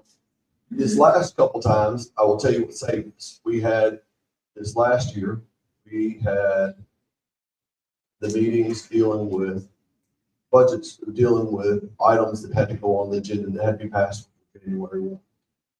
There was special meetings. The year before, we had some special meetings about the art money, which I don't want to get into that, but I just say it for the fact that we had several special meetings which we were able to run those on and do it. This eliminates that circumstance where we're running pretty smooth as a government. We don't have as many special meetings as we used to have. There was a time period where we were having a special call meeting every month, if not 2. We're getting to the point where with this budget, with this full year of cycle and first proposed budget, the actual proposed budget on time from this administration, we're getting to the point where we generally have one regular meeting, and that's it.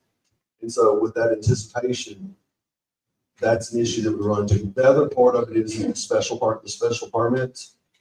Frequently, people will start an event, make an event, do some kind of event, not realize they have to come down here and get a special permit to get it. A lot of times they'll rent something like the Morehouse activities, the MAC, they'll rent municipal, something like that, where they need an alcohol permit, where they have to have one to do it. They don't realize it until it's a week out. And they're like, oh, I need to go down here and get this stuff. So we have issues with that. So if they make all the standards that allows the chief to stand up here and say it, then in those limited instances, that can be provisionally approved until we get to our next meeting, so that we aren't all trying to run in and find out who's doing what on Tuesday. So what you just said about the special use permit, somebody needs to come in at the last minute and get a special use permit, right? Okay, let's say the mayor can do that. That's already done here. Mayor can sign it, right? So what happens, and I'm assuming that event is going to happen before the next meeting, right? It could happen before the next meeting. Once it's approved, you're gonna know about it. If the council is in disagreement with it, that's probably gonna be one of those instances where they say, hey, we're gonna call a special use meeting. We don't want to do this. But it doesn't force you to have a special call meeting. If the administration signed off on this permit, and it's something that the council says, hey, we found out later, we don't want to do this. We don't have to have a special, we'd have a special call meeting to do that for the limited purpose of it. Instead of every time one of these things is like, as I said, here in the last year, I've had at least 2 reach out to tell us that, hey, and almost missed it. One was the Dove thing, the other one was the people who came the last time, one of the times that I had to be asked. Before that, we had a lot of special meetings going on, special call meetings. So it was one of those things that honestly just got put on the special call meeting because it was like, hey, look, we were pretty much meeting up here once every 2 weeks. So there was a dry spell, but it is one that happens frequently. The special. Go ahead. But that's it. Has it happened frequently in the last 2 years? Not when we're having tons of meetings, but before that, yes, it did happen. And it's almost happened here in the last 4 months, at least once. So are there any, that you know of, are there any other municipalities that have something in place, like this? Correct, there is. So there's often two categories of them. Y'all's, this one is actually a hybrid of it. There's two categories. There's a category where the council has vested, the governing body has vested it with the mayor to grant those. There is ones where the council has said, hey, we're gonna make all the decisions. There's a third in between there that has given some provisional authority to the mayor and final authority. Yours is nothing but giving provisional authority on renewals and special permits. Other ones give provisional authority on new applications, all the applications. One category gives it on renewals, the mayor has the final authority, the council has it all on the new ones, and on special ones, the mayor has. Y'all's is purely a hybrid. It's one where it's only giving over provisional authority. The ultimate end authority ends with the city council. Yeah, we need a clarity on this end because what I need to ask is, okay, what if somebody have an event coming to the mayor's office tomorrow about the event just take place the following week for the city council meeting? Then what? Before the city council meeting. So if that happens, that is going to be something that the local permit that they're getting, okay? Here, let me tell you the realities of being able to do that, okay?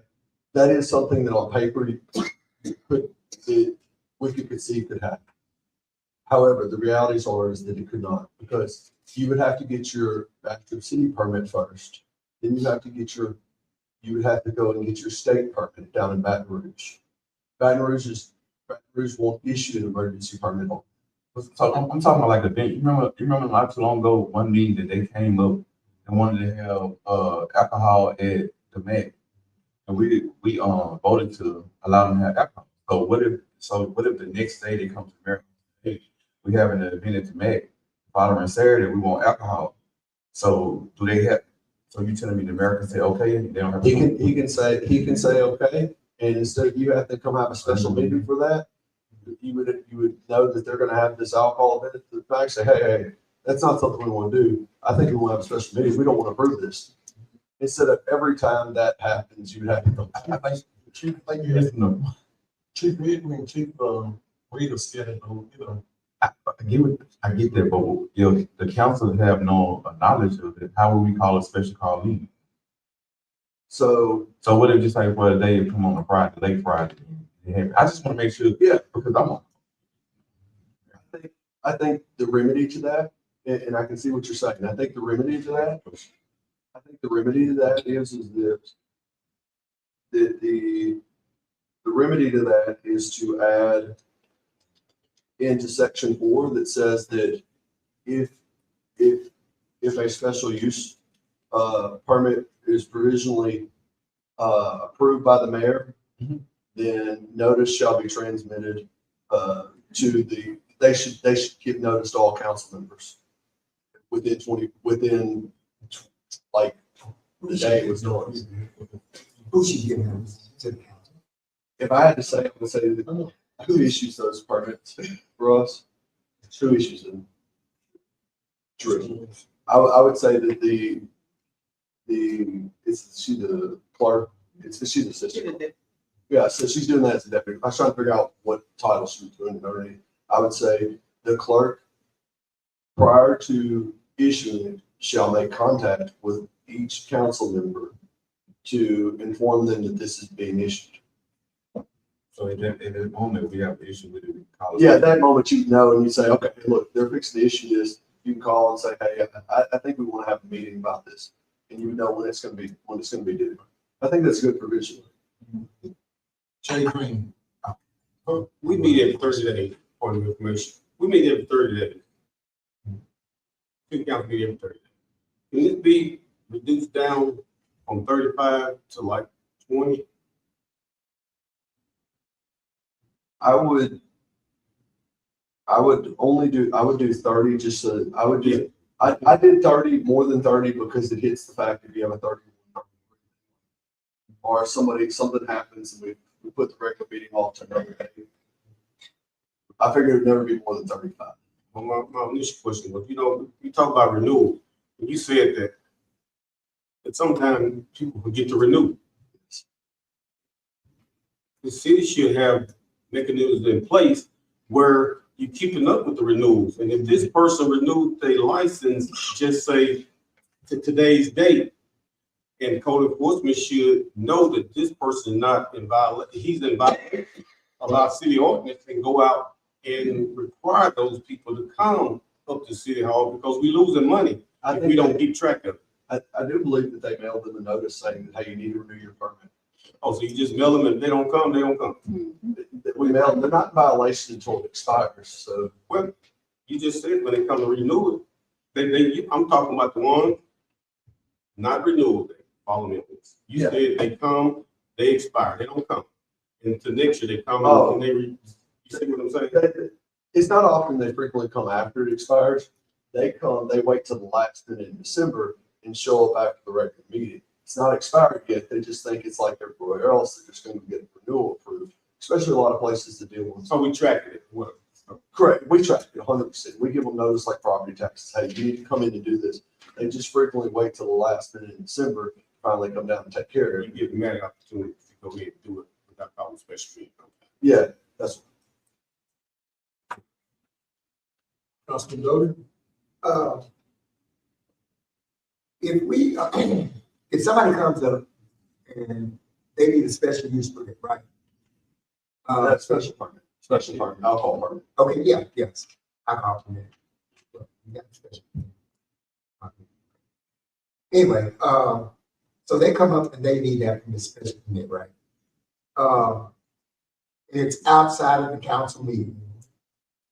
If we have our meetings the second Thursday of every month, that's citywide knowledge, correct? That's citywide knowledge. It is. So if somebody comes up tomorrow and they want an alcohol, they want an event next week, it's outside the council, but we've already had our meeting, right? So we're saying we're going to give the mayor the provisional authority to approve that permit just because they want to have an event. So what I'm asking is, just because they want to have that event, do we have to issue the special permit for the alcohol use? If they're gonna have alcohol there, you have to issue it. You have to have a local one in order to get a state. No, I'm not, that's not what I was asking. I'm asking, just because they're having an event with alcohol, do we have to approve the permit for the use of alcohol? Correct, you do. If you are putting on an event, okay, and you are having alcohol consumed there, or you have several instances. You either have on-premises consumption, you have off-premises consumption, or you have bottled water. I think what Councilman Doty is saying, if we don't want those persons to serve alcohol, we can always reject that permit. Yeah. That's what he's saying. 100%. That's what he. Yeah. Sorry about that. And I think the real reason, point of information, Jay Green, we have been stagnated in increasing our fees. I think this is the first time we have increased our fees in years. We're trying to just get up to par with most municipalities. So we have been losing money. I think that's the real issue. That this ordinance in place is to raise more revenues for the city. It's the design of what's been occurring here for the last year, which is y'all are increasing the efficiency and you're also updating. Right. And so this brings it up to speed with what hadn't been touched in over 20 years. And this brings it up to speed with modern times that events happen quickly. We have a lot of events. We do. And from a policy standpoint, you don't want to limit economic activity at all. You don't want to put any kind of restrictions or barriers to the extent that you can. You know, you want to give signal to people Bastrop is open for business. And this is just a common sense, practical ordinance that allows for that. And again, we want to be friendly to businesses. We don't want to create any undue burdens to the extent that we can avoid them. We can't avoid everything, but this is practical revision that again is provisional, and it's just part and parcel with Bastrop being open for business. And these numbers, Councilman Green, he looked at it, it's not gonna affect the special use permit. That's not gonna go up. These numbers you're seeing for like liquor stores and tobacco stores, their fees are gonna go up, not just for a person that's having a single event. No, this is all year. This is dealing solely with what is your brick and mortar, bread and butter businesses, dealing with on premises, off premises consumption businesses, which, as you know, Councilman Jake, have been in the business. There's two different licenses: on premises, off premises consumption. It deals with those businesses dealing in those industries. All right, can I get a motion on the ordinance? 26-4284. I make a motion that we accept the order. Second. I second it. All in favor? Aye. Any opposed?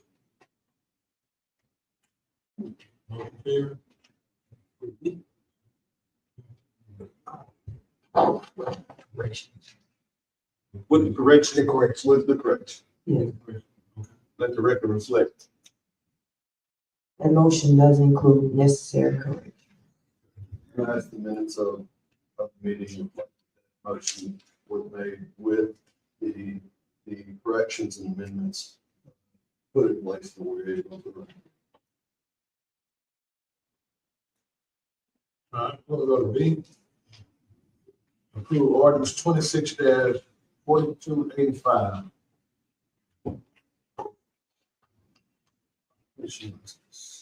This is 26-4285. This is what had previously come before y'all, which has been read once already for introduction. It's been previously read a second time for discussion. It was tabled.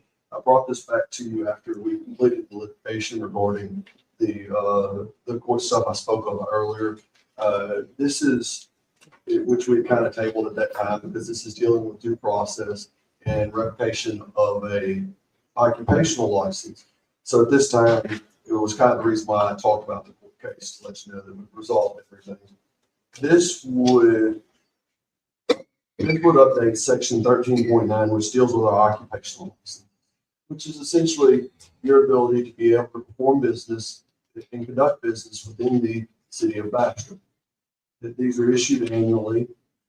They're based on the revenue or the volume of potential activity that you do that generates sales tax for us. That said, you can't operate any business in the city of Bastrop, whether you're emitting sales tax or not, without an occupational license. That said, currently, this ordinance existed in a form that's existed back to the 70s. That said that, hey, the person, in order to revoke their occupational license, you had to prove that they had done something criminal underneath the laws of the state, criminal underneath the laws of the federal government, or criminal underneath the laws of the local municipality.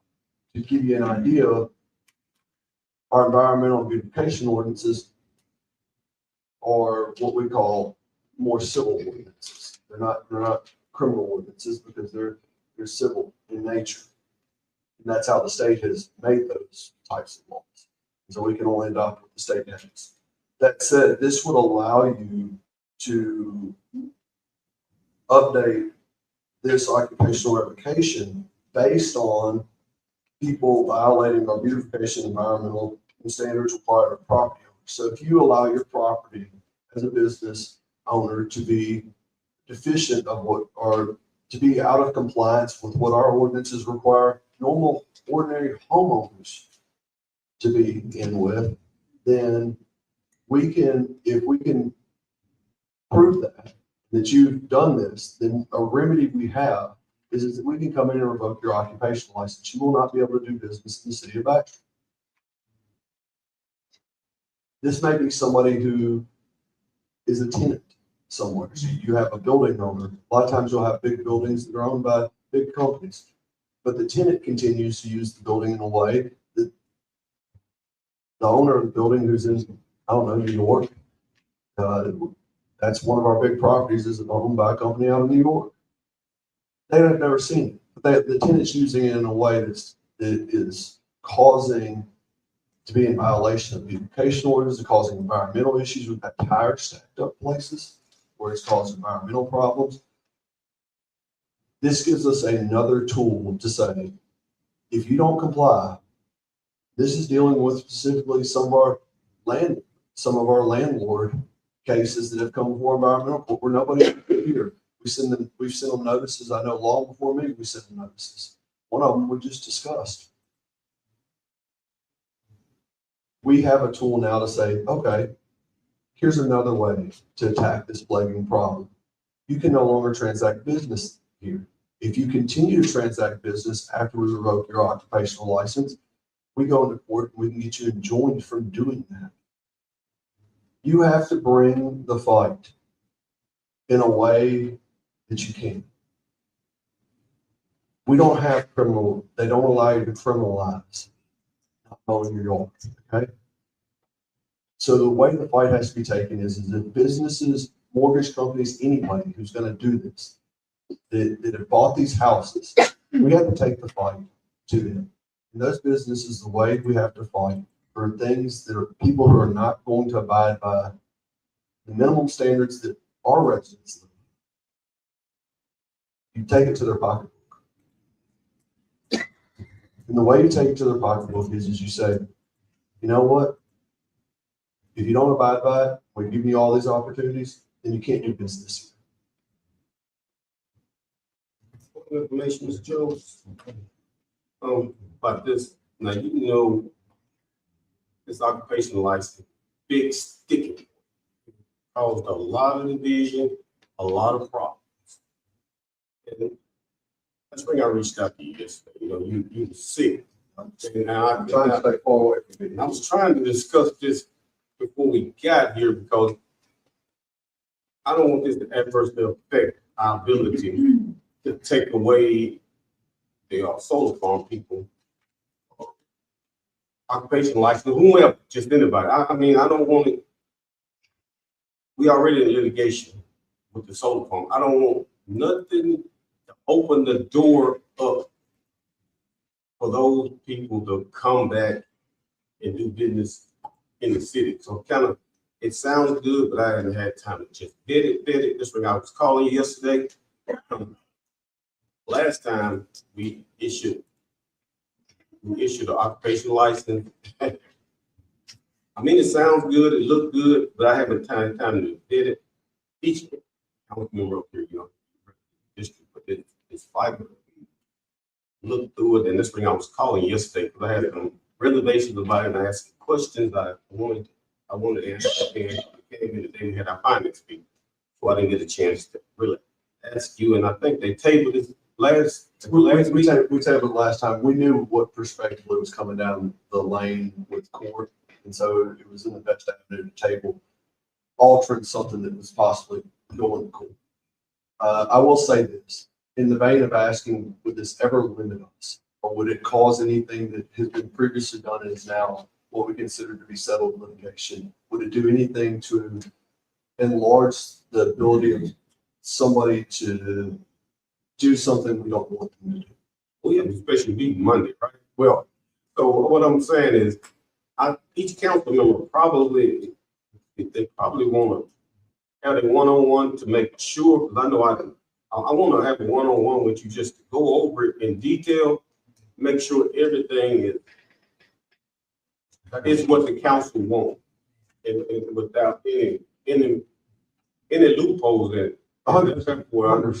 So I agree with that. I think Monday's just a couple of days away. Yeah. I will say this on the record with the closure. The only thing this does is enlarge our ability to have more avenues to run. It does not narrow our ability. But 100%, we want to put it on Monday. And it's been, I saved a lot of my voice for tonight. If you notice, I didn't talk even during finance or anything. It just because it's very limited, but I want to save it for these two items because I knew there were items that were issues. I'm trying to save it for the other items. Councilman, Just like. I'm just trying to get some clarity. Not-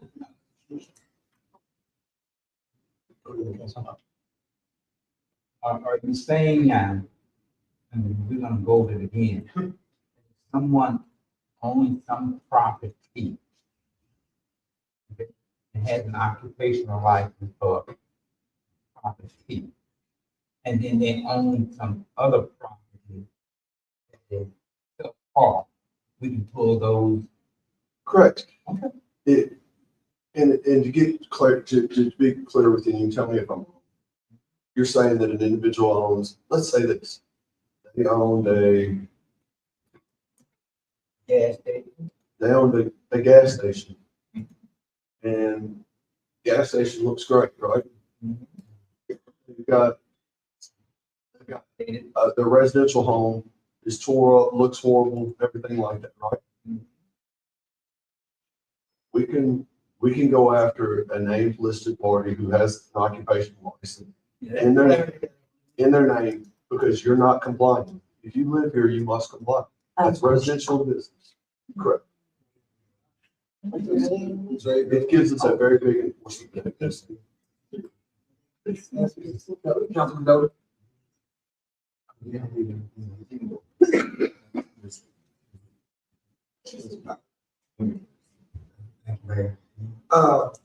With the changes, proposed changes, on this ordinance, we also have an executive order. What is the difference between the executive order talking about occupational licenses? Okay. And the proposed changes to the ordinance? So the ordinance that we have establishes the things and procedures in which we can do to issue the requirements you have to meet to get one, and the things and the process we'd have to go through to revoke it. That executive order is one that establishes, it's like the policy. It establishes that the administration as a policy has that this is the prescribed form to do it. So there is, the ordinance doesn't require all the things that form requires, okay? But the administration issued their executive order saying, if you're working in the executive thing, the procedure within the executive department to do this function that we've been legislatively tasked with doing is to do it with this, using this. It's no different than the United States Congress does not tell the IRS what forms to use. The IRS issues executive orders from the tax commissioner saying, these are the forms you use in the form of a publication. It's the same difference. Congress, the legislative body, says you're to do these functions. The IRS, the head of the IRS, the tax commissioner says, this is the prescribed, this is the way you do it using this form that I have approved. So that's what happened. Your ordinances set out the functions, and the administration set out by their order, any person doing this, this is the proper form that we will use, and this is the way we do it. My question is, about the approval of some of the occupation license. Is anyone going around and inspecting the properties? I know somebody said, it's mailed, sometimes it's mailed in, and then we mail it back to the company owner. So at that point, if that's done, nobody is visually inspecting these properties or these businesses. So how will we know, unless somebody reports it, that it's not in compliance? So I think it's kind of a mixing of two categories there. What you're talking about is that probably people who have renewals, Yes. they mail in. I presume they mail in. I'm not. That's what was Correct. mailed in. Correct. The renewals are mailed in. So those properties were previously approved and signed off by code enforcement and the fire. And because now you have an executive order doing that, although the ordinance didn't require it, the administration requires that form to be used, okay? Now, the rest of that would fall into other categories, like if a property's out of compliance with code enforcement's gonna do that, not the renewal aspect of it. However, if code later was to notify us that, hey, they're out of compliance and we can't get them into compliance using code enforcement procedures, then ultimately he can go over to the occupational license and say, hey, here's another avenue to try and get you to comply. This one. And so that's why I originally set up, and I was talking with Mr. Thornton, I said, look, I want you to send, I know these rental companies are not going to respond. They're not even going to pick up these certified numbers. Do it. And the reason is because when we went to court, it was all about due process. How much did we go through to try and give them the ability to have access to do something other than this extreme remedy of revoking? And did we give them an opportunity to cover? So part of it was sending that's why there's 45 cases and 6 showed up. I knew that the landlord cases were not going to show, but I wanted to be able to have a record with minutes with court that says we tried. You can't complain on us. We gave you every avenue before we did. So at the first, when we get ready to renew again, then a lot of those, especially the property we were talking about earlier, will not be renewed. Well, if you are found to have your license, if you have your occupational license revoked, it doesn't require whether it's dual time or not. You can do it at any time during the year. Well, I think, yeah. Then you are prohibited from getting one for a time period that can be picked by the council. And you're also prohibited, and that's one of the things I wanted to ensure, you're prohibited from doing what we call a family member transfer. You just can't go sign it over in somebody else's name. We wanted to, that's what this is trying to do, bring this all up to speed to give us more enlargement of action. And Monday's perfectly fine to be able to have individual conversations. It's gonna be hard for me in about 20 minutes to have a conversation. Yeah, it was 2 pointer. First one was on this, when we revoked, occupation license for 6 months, right? So if we revoke an occupation license, do that mean they can do business inside the city? Yes. And then how do you stop it? How do you stop that? How do you stop them from doing business? Like just use the solar farm for example. You say you're gonna revoke their license, then how do you stop them from doing business? Because if you stop them from doing business. You do exactly what we just didn't want to take the court. But in the meanwhile, they said we were doing conducting business. Oh, they could be, but as soon as I can make out allegations, just like in that case, as soon as I can make out that they're continue to violate a city ordinance, it does not matter. I don't have to prove irreparable harm. Normally, you have to prove irreparable harm. That's a term of art in restraining orders. I have to prove that on the face of the papers I submit first, the petition. When you're violating a city ordinance, I don't have to prove irreparable harm. I just have to prove that you're violating it. I have to prove that we have an ordinance and that it's occurring. And also too, for these offenses, like who determined it? I see it said by the city, but who in particular? The governing body would be the ultimate person that would determine if they violated those and that their license should be revoked. Who's it? That is you, city council. It comes before you as a hearing. Yeah.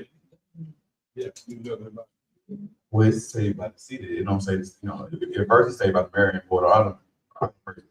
The city is the governing body. Some of the things that, if you'll notice on page 2, and I will point this out for review, and you're going to be reviewing it, so I don't want to stay here long. Yeah. If you notice on page 2, there are many things that are what are called bold and underlined that are added there. Okay? Those additions are actually just the things that state law added in the meantime between the first time this was adopted back in the 70s. Those are what we call just time over time, additions, the state general law provides, but we don't have it in ours. So in case somebody comes down here and says, hey, why didn't y'all follow, why didn't y'all just do it this way and y'all went an extra step? Well, I did the extra step because the state law required me to, but our ordinances did. I don't want you to have to explain the difference between the state law and our ordinance. Let's make them match. All right, Jay Green. Attorney Jones, point of information. You know, it came about a while back when I actually drafted this ordinance. On him, you know, dealing with Correct. particular thing, I actually drafted this ordinance. That's bring I called you yesterday. Because when I seen executive order, there was some more stuff added in there that I wanted to question you about, like the executive order.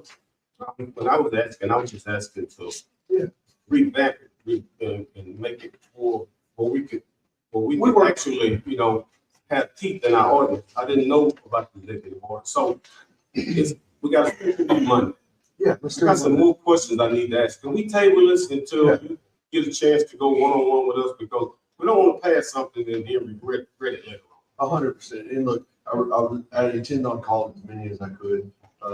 Councilman Doty had something. Me and you worked together on this from the get-go. This was a concept. I know that we worked together on that. I've never seen the executive order. I was calling you about it. I'm like, I haven't seen this. It was a concept 2 years ago that we came up with.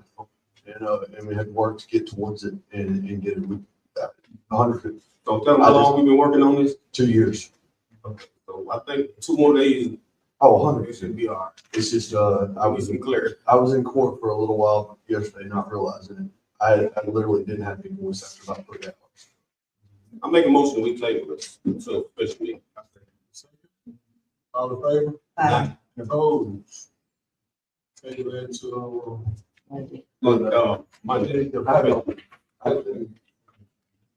All right, number 10. New business. We don't have any.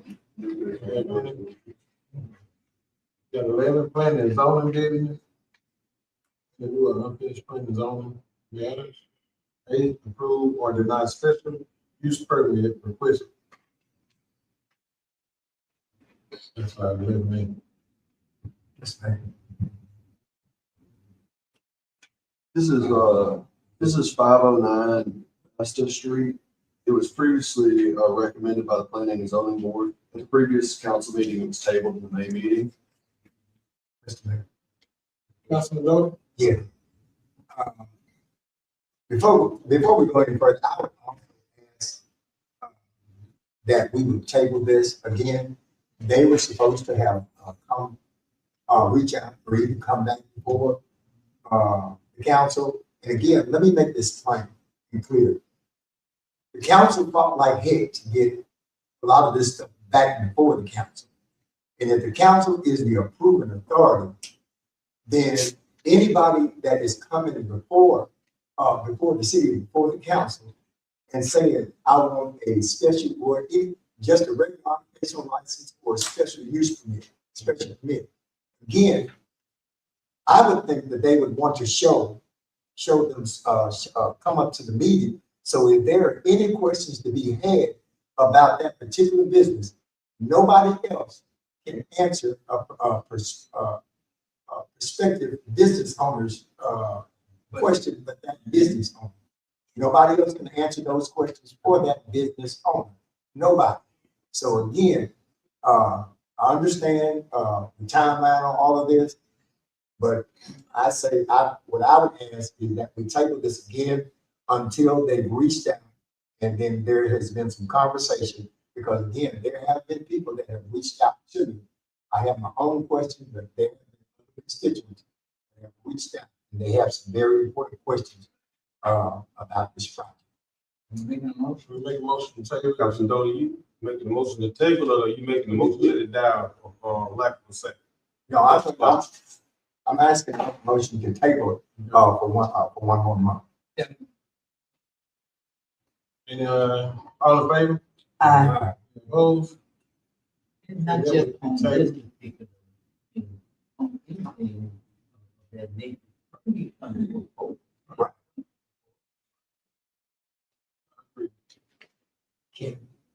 you say that out loud? He did. Yes, he made it. You said that out loud, Mr. Locke. He did.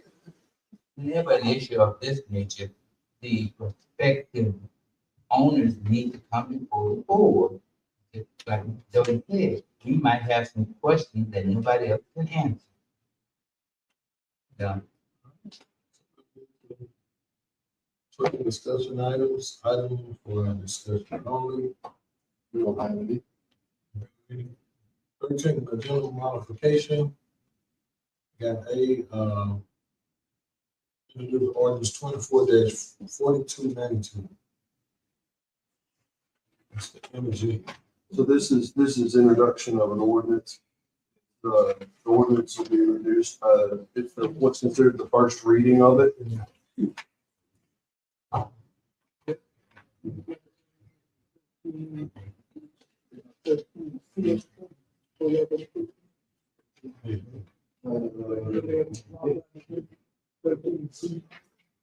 Thirteen C.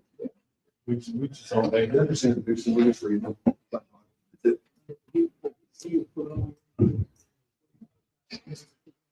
Yeah, he's 30, but we have two agenda. We have two more agenda. Okay. So this is introduction of the 24-4292. The introduction is just simply the first reading, meaning that once it's read, then the steps to make it right for adoption and discussion at the subsequent meeting will start. In the legislative function, this is the way it gets introduced. The reason why it's called introduction or first reading is because by its first reading, it's introduced to the legislative body. Then it goes through the proper mechanisms of publication and the time periods to put before y'all to discuss and adopt or not adopt or amend. So they're introduced by reading it by title. Introduction, ordinance 24-4292, ordinance granting Energy LLC, Louisiana LLC, a franchise within the city of Bastrop. That ordinance has now been introduced. Item B. And also she's, you said she will meet y'all, if y'all want to meet, she will come and talk to y'all also. Well, not at the city council meeting, but so y'all can get more information. So she won't have to hold everybody up. So whenever y'all ready to meet her. She'll come here. Yeah, she'll come. Not the city council. Yeah, she will meet you. So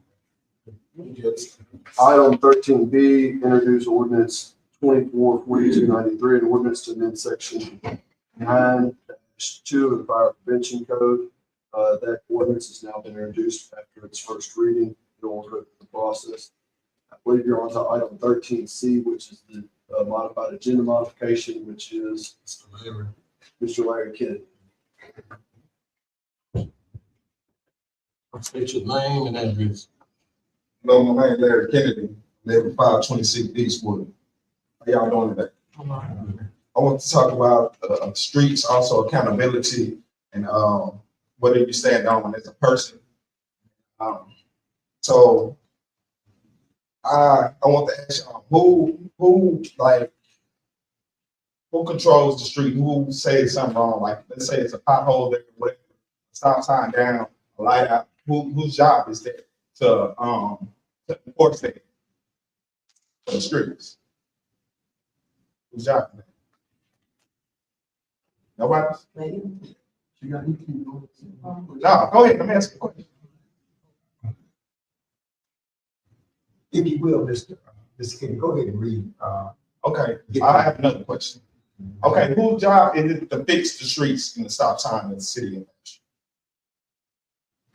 Well, I will say, when we find potholes or we find stop signs down, if our constituents call or we see it, we do call our street department and let them know. Okay, okay. I ain't gonna interrupt you, but You're fine. I think what you further, that's, I'm just see over there. But over where? Over, and you said whose job it is. It's the administration job. With city council, we the legislative branch. Okay. So executive branch falls within, on the mayor and his administration.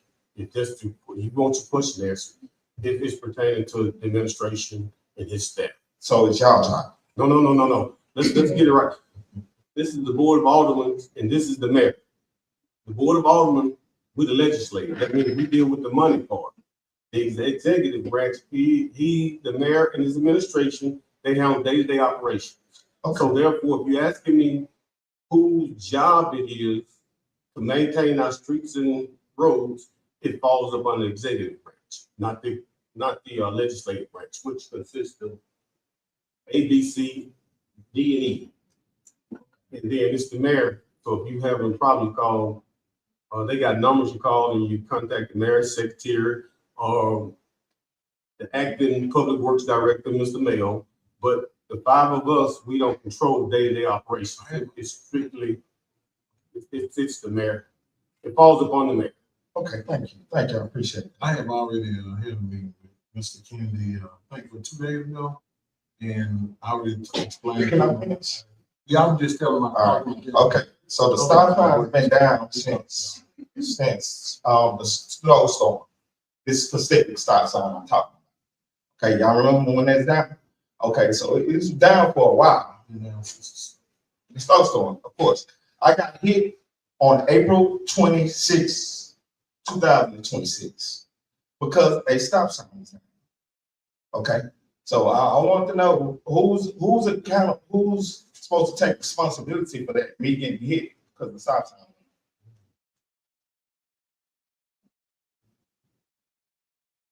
Nobody? I have. Mr. Jones, did you answer? Mr. Jones? Well, Mr. King, this is your time to speak on something. It's not where you get to question the council. Okay, I didn't know, well, I'll speak on it. So give you an opportunity to air your grievances or anything that you have. It's not questioning. Okay, cool. So I did get hit and I lost the car. I got hurt. I've been going to the doctor. Have nobody been in touch with me? I've talked to the mayor. It took me doing all this to get here, but the stop sign was down and my claim was denied because y'all, the mayor, travelers insurance say they did not know. But is that an excuse? Is that an excuse? Okay. My mother is very sick right now. She wakes up every day and takes me to work, Monday through Friday. Also, I've been in school for a year. I was almost finished. The next school started May the 9th, 2026. I could not attend because I do not have a car that I did not lose. I did not do anything wrong. The stop sign was down. Before we left the scene, the city of Bastrop came and put a stop sign up with a time. It's still not in the ground. It's sad. We're all people. We're all human. I mean, come on, do the right thing. At the end of the day, that's why I'm here. And I'm not asking for money. I'm not asking for nothing like that. I'm asking you to do the right thing as a person, as people. I've been a good citizen of Bastrop. I've been in the truck. I've been working, going to school, helping my family, trying to better myself as a man. Taking this call from me. I don't mean to interrupt. Point of order. His time is expired. Council, if you want to yield, we need to maintain the policy, the practice of the council. This is your meeting. You can do whatever you want. So the initial 5 minutes is up. So you have to address that. This is procedure. Just procedure. They got to address it. That's like that.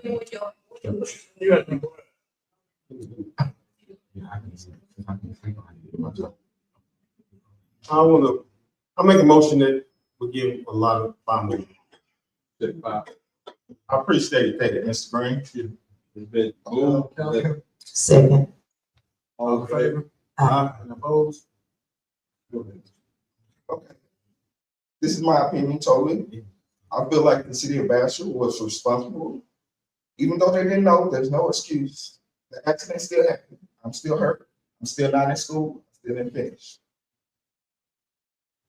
school I want to go to is Wayland Calhoun. I work Monday through Friday. I would have to go to school on the weekend. My mother takes me Monday through Friday to school. She didn't want to drive all the way to Calhoun on Saturdays.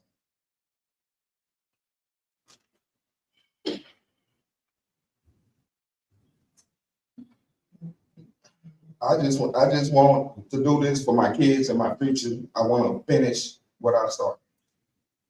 A lot of people know me and know that I've been working hard on myself, changing myself, making myself a better person for me and my family. I'm asking y'all to do what's right. I'm not asking for money. I'm asking y'all to take me to school or take me to work, give me an Uber, whatever you got to do where I can finish my school to better myself as a man. That's all I'm asking. Can somebody please help me? Because I did nothing wrong in this situation. Nothing. But I hit. So, I mean, I'm not asking for much. I still go to the doctor. I just came from the doctor yesterday. I'm not asking for much. Just make it right. Just make it right. I got proof that I've been going to school. I got proof that I'm supposed to start making that. That's all I want. I ain't asking for much. Just make it right. I'm the one that got hit. I'm done. I'm sorry that you're going through this also. Man. I talked to you in the office, I already told you. But it's just a legal process. Yes, and I feel like that you might have the power to tell the insurance that you know what I mean? That, like, this man didn't do nothing wrong. And one thing that I'll say is as an attorney, where they're at is it's title, it's section, it's 9:2800. In the legislature, not because of our ask, the legislature years ago amended the law and said that you have to have what is called written knowledge in the municipality of defect. But what I can tell you is we'll make sure that we get with our public works. We can find out if there wasn't knowledge. Okay? That's what the insurance companies look at. It's any party have knowledge. Okay? It puts it in our kitchen. Okay. Also, get them to look and see if anybody had knowledge that this thing was that way, and we can provide any statements or any of those employees to the insurance company to try and have your claim approved if somebody did have knowledge. That's what's right. Okay? Everybody on the street had knowledge. Everybody on the street. Okay, so also, I'm doing this for the next person, not just for me. Y'all should change this law. If it's wrong, it's wrong. Sometimes down, it's wrong. Change it. I agree 100%. I'll tell you how they refer to this law. It's the state law, not a city law. They refer to it as the New Orleans pothole. Because in New Orleans, that pothole everywhere. And New Orleans doesn't want to get sued over the potholes. So they say, unless we had actual written notice of it, they had to put it in the statewide law. And a lot of people fall into it. We get into this instance when sewers back up in people's houses and there was no knowledge that it was doing. And so the insurance company says the law. So if we go and just give you money for it, and there's a law that says we can't pay it because we're not liable for it. But we will talk with the department if anybody has any knowledge, anybody has seen it, if there's any daily reports noting it, so we can get that information to insurance so they can reevaluate. Okay. Try and help you. Okay? I have goals, sir. I'm trying to reach my goals. That's all I'm here for, to reach my goals. And we're gonna help as much as we can to have proper and the information we have provided to the insurance company. And if there's anything that differs from what initially went in on the claim, we will provide it to them in order to try and make this right. This is my neighborhood. We've got neighbors. People know the stop sign was down. Correct. The knowledge element goes to us. Okay. But we will work to see if anybody in Public Works noticed this or didn't know. I know, look, nobody wants to be in this room, but we didn't do it second. I got one question for this kid. Where did that accident happen at? Julian and Hart Road. That's my district. Oh, y'all, we definitely, if a stop sign is down, It's been done. we definitely need to, Attorney Jones, look at it and find all. We'll have to discuss with Public Works. Yes, sir. We'll know. Yes, sir. Any updated information? Yes, sir. Okay, okay. I don't agree with the state law. A lot of people don't. That's Fight what. against it then. Fight against, it. Help the next person. We have That's to, not just me. we Help the have to next person. contact the senator and representative. They didn't turn us down before. That don't mean it's the end of it. We have to go into executive session or something, because The next school starts July 20th. Next school, Mill Road. okay, Attorney Jones, That's fine, and I've got that noted. The process where we started before with other denied claims is once it's submitted. We just have that now. So we're at the start of, it's not the end of the process, okay? So I want to let you know that just ends the insurance process. And there's still other things that we can look at. Yeah, I can advise and I can talk. Yes, sir. Appreciate you, Ms. King. well, yeah, should we look? All right, we're gonna go to 14, introduction of ordinance. Ordinance by title, no action required. Ordinance 26-4287. This is an ordinance establishing solar farm administration requirements and standards. It's introduced by reading its title. With regards to this one, I have reserved discussion or anything like that until we all get a chance to look at it and we have it properly advertised and noticed. And then we'll be ready to have a full-on discussion, which I imagine will be a good discussion at the next meeting, once it's proper. This is just first reading of it. So it's been introduced.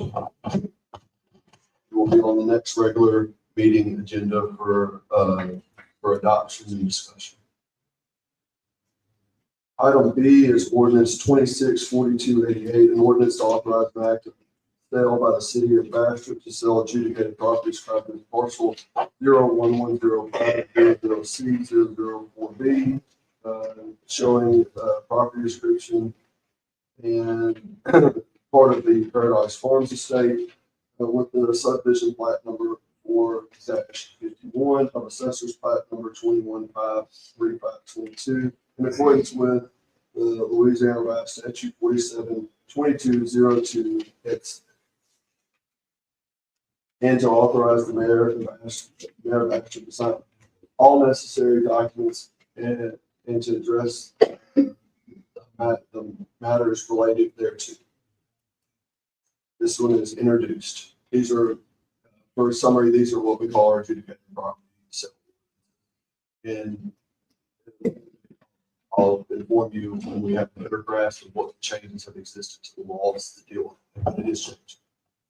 Ordinance 26-4289, which is 14C, an ordinance to authorize an act of sale by the city of Bastrop to sell adjudicated property described as parcel 00604/00/0009, which is lot 9 of the subdivision of the 1.83 acre tract of William Johnson Estate Plat, Book 1, page 166, in accordance with Louisiana Revised Statute 47-2202 sec, and to authorize the mayor of Bastrop to sign all necessary documents and to address the matters relative thereto.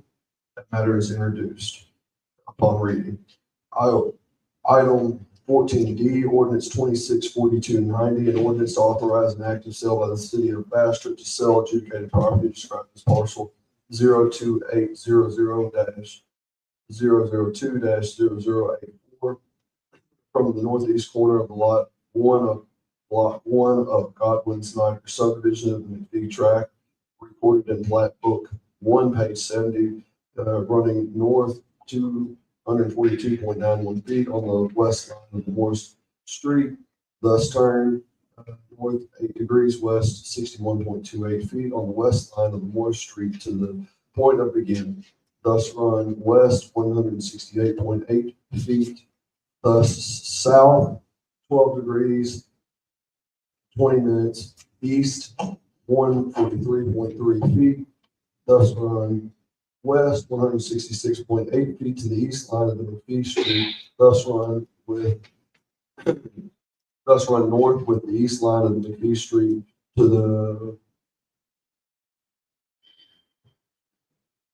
the right facing west line, 50 foot from the center of the Missouri Pacific Railroad track and then the south line of the Gillis Drive. Thus run southeast on the south line of the Gillis Drive to the point again in accordance with Louisiana Revised Statute 47:2202 et seg, and to authorize the mayor of Bastrop to sign all necessary documents and to address the matters relative thereto. Matter item 14D, ordinance 2642 has been read by title and first reading is introduced. Ordinance 14E, ordinance 264291, an ordinance to authorize an act of sale of the city of Bastrop to sell adjudicated property described as parcels 00504-00-000C,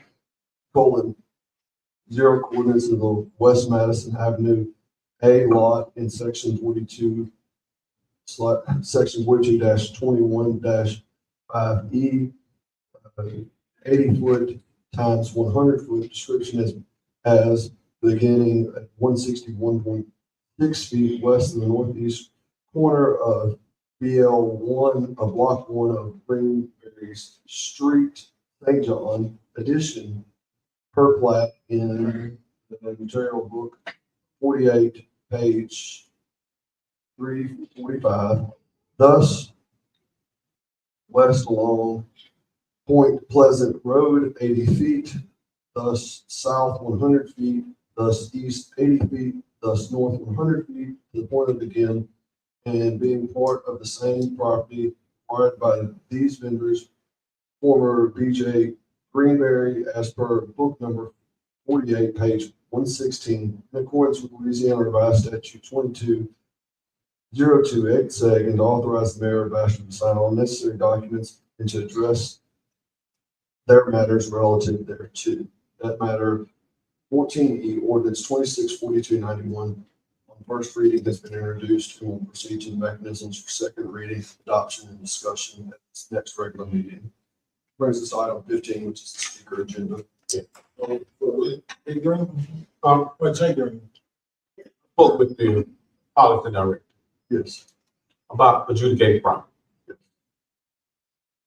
And he's supposed to supply me with a bunch of documents. I asked him how many adjudicated property we have. They don't know. How much money have we made from adjudicated property? Don't really know. So what I asked him to do is, I don't know why I keep being on the agenda until we resolve the issue, because when the first beginning of the administration, we were going to bring it back in-house. That's another subject. But also we got our budget coming up. We got our budget hearings coming up. And Bill was supposed to get in touch with the people and have them come before us. Am I right? They've been notified, So, and until we get to what is, how can you sell something when you don't know what you got? Well, what I can tell you is that this process that just occurred, this is probably the last time this process will ever occur because the law's changed. That's one thing Mr. Smith probably, there has been a big change of the law, and that's going to probably be discussed more with the budget and talking about how that turns into more of a revenue stream that it doesn't require actual participation of outside sources to do. And so that's just something not to get too far out of the spec, but in talking, it's just wise to introduce things and we can deal with it later on when we get to the adoption part of it. If we're going to adopt it or not, we can vote not to adopt it, we can vote the table, we can vote to do whatever we want with it. But if we don't ever introduce it, we can never get to the part of having a discussion that's actually been advertised for like for it. So we need to vote to introduce it, so when we get ready to discuss it, then those questions I have be resolved. But yeah, these are all been. In the meantime, Mr. Smith, you say you have reached out to. Yeah, I have the information. Did you get an answer? About the property sales for 2022 present. I had that in about I got to reduce that to a memo form. I have all the lists of adjudicated property we got from the tax assessor, but it's in a format to where I can't reproduce because it's massive. it's massive. So it's hard to kind of take that into a form that I can distribute. If you've never seen one of those lists, I think they charge $170 some for it. You can get it. Well, I just want to make sure that they don't think it's just me. You and I, we was working on this, right? You was trying to do your budget, and you came across these discrepancies, and you asked me. Right. And so we was looking at it, and we was trying to figure out how and what. And then we went and looked at the website. It says adjudicated property, but it just only had it up until what? 2021, right? 2022. 2022, and this is 2022. So you got a 4-year difference. Where the money? And they provided that, and I'll give that to the council once I produce it in format where I can distribute it. Okay, I'm just saying, I think there were like 19 properties sold from 2022 to present, and the amounts that I have. Well, the property that's been sold through EMP should be easy to detect, right? Yeah, I have that. That's what we talked about. I have that information. It's just the number of adjudicated properties was problematic to redistribute. So, and I think two things kind of collided at the same time, because at the same time where I was present when this went on, Mr. Smith and I were having a conversation about the recent law change with the way these things work. And so it's going to change the procedure entirely. And so we talked about bringing this into the budget discussion about how one, it was ground room to get the law that's been signed when it goes into effect for this. And how it's going to change so that you can better budget based on what's going to be happening, and you'll have better, it's going to bring everything in house as you talked about before. But that don't go into effect in 2027. Correct. There's some aspects of it. Yeah, some aspects, but the aspects that can be beneficial to the city was January 2026. Correct. You talking about how to purchase adjudicated property? Correct. There's several time periods for, and here's what you're dealing with, because they're no longer going to issue the. No, indeed, one. Well, they will still issue. And that's where you get into. You have categories where you're going to have properties who have tax certificates and properties who had just adjudicated the blend, because that's called in the 3-year period. You have properties that are just adjudicated properties, then you have pure tax certificate properties. So there's different time periods for each one, but there is a time period for you to resolve the prior adjudicated properties to turn them into tax certificates. So I think right now, at this moment, someone for each one of these properties have already contacted EMP. Yeah, that's how they get to us. So right now, I gave you a list of those per Mr. Councilman Locke's request. I give that all to you. Identify the address and the potential buyer for each one of the properties that's subject to the order. Correct. And there is one thing that I have discussed with others is that part of what is going to have to be added to this is that the disclosure on the face of the ordinance, who the buyer is. Right. And there's a reason, because this is where it gets to, and I believe Mr. Cody had asked about it, and I've been asked about it by various people, is if you are an official, an agent, an employee of the city of Bastrop or EMP, and because they act as an agent of us, so they act as us, they are us because we hired them. You have to disclose if you are the purchaser of that property. You have to disclose it, and disclose because you're what's considered interested. You're connected to us. And so it has to be disclosed, it has to be advertised in the disclosure, it has to be advertised after the sale that this was an interested person to buy. It doesn't prohibit you from doing it, but it has to be disclosed. The public has to have knowledge of it. And the board has to have knowledge of it prior to any vote on it. So that's one thing that's going to have to be updated and put into the ordinance prior to any action being taken. If that criteria is not met, then that's considered to be ultraviolet. It's violative of law, and it can put the property in jeopardy, you can put us in jeopardy. You can also roll back to an ethical violation, because those actually sound back in ethics, that you can, not disclosing that you're a party in a transaction is considered to be an ethical violation, but it's a violation of statute. For that employee, agent, or anybody who were to do it that was supposed to have been disclosed, it's gonna come down to, one, who failed to make the disclosure. If they made the disclosure during the purchase, which I'm pretty sure is on the form. Are you part of this? Are you related to this? If they made that disclosure and the company didn't make it, then that's going to fall to the company who's been contracted. They failed to disclose it.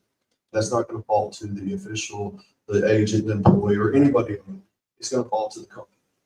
But ultimately, that could potentially put that company at risk if it does fall to them that they fail to disclose that. Is it going to set aside into any action? Depends on who's at fault. Depends on who's at fault and what's not. There is a time period to object to it that is given to the public and given to the council. But it could potentially put other things in jeopardy. And it's just not sound policy. And there's a law that regulates it, and it just has to be disclosed. So that's the only thing that I can see in looking at the face of the recitals that fall in here. Recitals are just statements of facts, they're not the action. Is that recitals are where it says whereas. That's just the reason, the legislative intent behind doing something.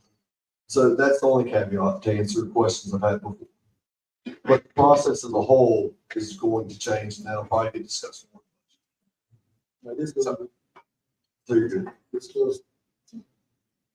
I'll make a motion that we, Yeah, they've all, you don't have to.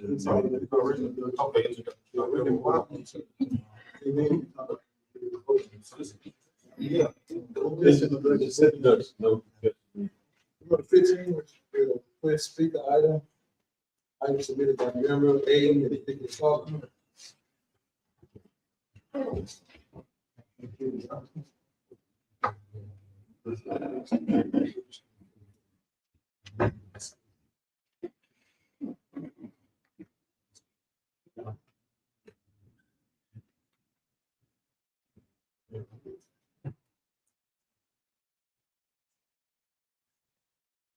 Can you hear me? My name is Vicki Ford. I live at 3120 Lane. I'm here on behalf of the Morehouse Bay Madness Organizer. As you know, we've had a festival for 9 years in downtown Bastrop, and everything's gone very well, especially this past one. God gave us a beautiful day, and it was very successful. We would like your approval again to have a madness, and we would like to ask for 3 years. The police jury has already approved 3 years 2 weeks ago, and that's simply all I'm here for, is ask for your approval. Yeah, I make a recommendation that we approve Big Man for the next 3 years. We can put on, like I said, We'll put on discussion. So I'm done. Yep. Thank you for everything you all doing downtown. For a couple years ago, so I appreciate everything y'all doing this week. And we appreciate y'all. I've never had a mayor, I don't know if y'all know this, but the mayor walked around the whole entire downtown area, 9 blocks, looking for fire ants and all types of different safety hazards and things that need to be done. And we appreciate it very much. So you're approving it, or you're looking into it? I didn't understand. It's not on here, but you don't have to be here. You don't have to be here. Oh. Yeah. That's my bedtime. Thank you very much.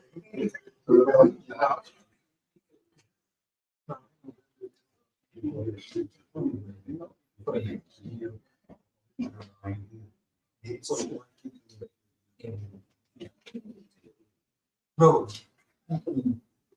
All right, we're going to B. Haynes.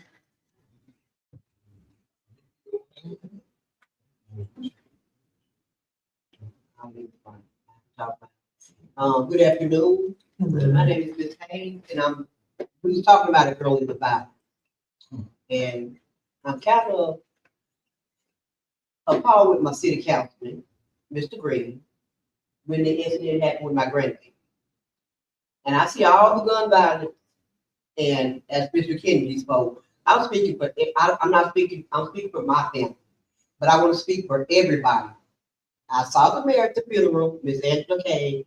Thank you, Mr. Green, Dee. He was there. I didn't see my mayor. I saw him at the funeral, but as a family, he didn't come. And I was kind of hurt about that. Another person come to visit and to see with the family. Oh, yeah, thank you. And that kind of hurted me.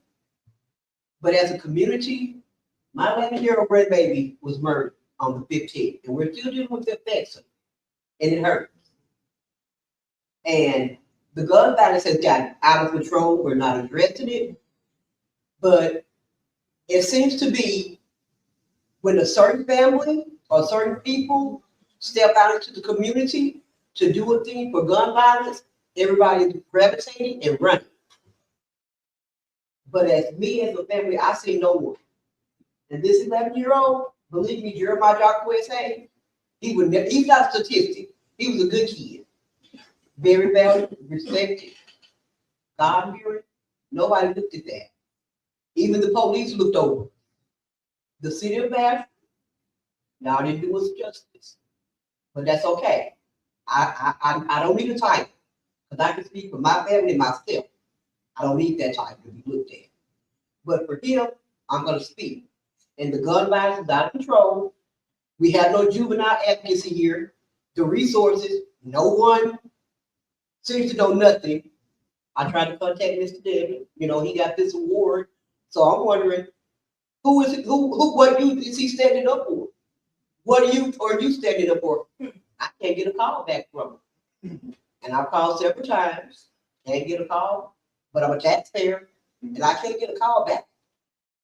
So I can't get a call back, the officers in this community. So this is my thing. Don't gravitate to certain people. If we're going to stand for violence and help one another, let's do it for all the children. Everybody. I don't care if there's no black or white. It's black and white. Those are two colors we have. Let's stand up and do something. And it's gun awareness month. What are we doing in this community? Are we being seen? You do it 2 months, or the families march a month or day. You never see them anymore, and that's a bad thing. But what are we doing to prevent the violence? What are we doing? What are we going to do to help these youth? Because they're the children of tomorrow. Even though this parent and this community is going to hell in a handbasket, these are the youth, but mine is gone. But I want to speak for every baby here. Every baby, just like my baby was here. And I'm not going to cry. And I can't. But my baby, the rest of them being lost to violence, they're somebody. And their families were somebody. But everybody's overlooking. And I will still say, community, don't gravitate because a certain person come out. And y'all run to get the attention seeking. That ain't going to do nothing. That's not going to help. That's not going to change. I want to change in Morehouse. And if I could be the change, like I said, this grade is on the road. This grade is on a mission for everybody, everybody's grandchild, and every child in this family, because they are somebody and they are something. Don't just look at them because they come from a certain part of the neck of the woods. They're still somebody, and their families are hurting. And you don't have to come and Mr. Green, thank you, because you helped me. Because I couldn't get a call back from nobody else, so I had to call my city councilman. And I could get a little bit more, but I thought to call my councilman, and he got the job done. You know, Mr. Debbie, you said you do a thing with the young kids. I want to know what you're doing. Who are you helping? What number did you call? I called up here to the city hall. I called the mayor. Hold on. I called the mayor's office. I left a message even on your voicemail. Wherever they run me to appear on the city council. Yes, sir. And I have it documented too. Oh, have a phone. Somebody has something to get to you. He got Here you go. Hey, hey. So, Sit down. Hey. Last time I took it out of the order. okay, and that'd be great, appreciate it. I said, who are you fighting for? I'll fight for you. Well, you got the award. I can't get a contact, and I can't get a contact. The first I've heard of you, contact me. Can I get more time? Cause I'm not finished, you know, but I thank you guys, for, like I said, this 11 here, that name will not go nowhere. His face is not a statistic. Council, extra more time. I see that. This face here, he was somebody. And it's more, and trust me, I know it's more came before him that is going through this same thing. But I do not want another family, and I believe in this parish, another family shouldn't have to hurt like we are as we are hurting. Because gun violence is out of control. And as they said earlier, the chief, you couldn't answer the question, what are you doing? Who are you seeing? Gun violence, this is Gun Violence Awareness Month in June. What have we done? Who have we reached out to? You know, Governor Landry, he's in Baton Rouge and he's big on crime, but not in this community, in this, you know, this little place, because they're looking at the aspect. Everybody's somebody. That's all. That's all I want to be done. And we need some juvenile advocacy here. Don't have one. What are we gonna do? That's my question. What are we gonna do? What are we gonna do? Because these babies are gonna still be getting killed, or they're gonna kill somebody. And I used to walk this community. Now I'm gonna be in the house before 8 o'clock.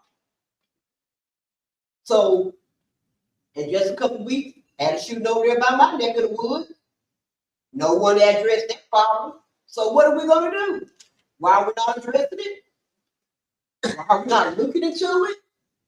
Why are we not helping these families and these parents of the children? Oh, but when certain people come out, the news gets attention. They're on the social media, but it's for show. It's for show. And I guarantee you, what I'm doing in this justice fight, this is not a show. This is for real. And I'm gonna walk this plank and I'm gonna walk this talk, because for 11 Jeremiah Joshua is saying, that's somebody. That's somebody. And that's somebody's child. My baby, she's hurting, and us as a family is hurting. Every day, not just today. Not just today. And to get the kicker, the young men that done it, that was his first husband. Slap on the wrist, a year, he comes home. The other one got a year and 18 months. I don't want to walk through the door anymore. The 16-year-old gonna come home. He get visitation. He can come home to see his mama. Jeremiah can't come home. That 18, the one got 18 months. He's just behind the bars, but he can do FaceTime. He can do FaceTime. He can talk to his mom and his dad and his grandmother. Jeremiah never do that.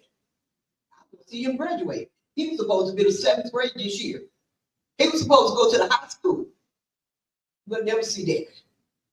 And that hurts. So I'm asking you all as a community, let's do something. Let's bring awareness. Don't just a month or two do it. Not just a month. Let's do it all year. June should just be, they just made it that day. But we have to do something every day. Thank you.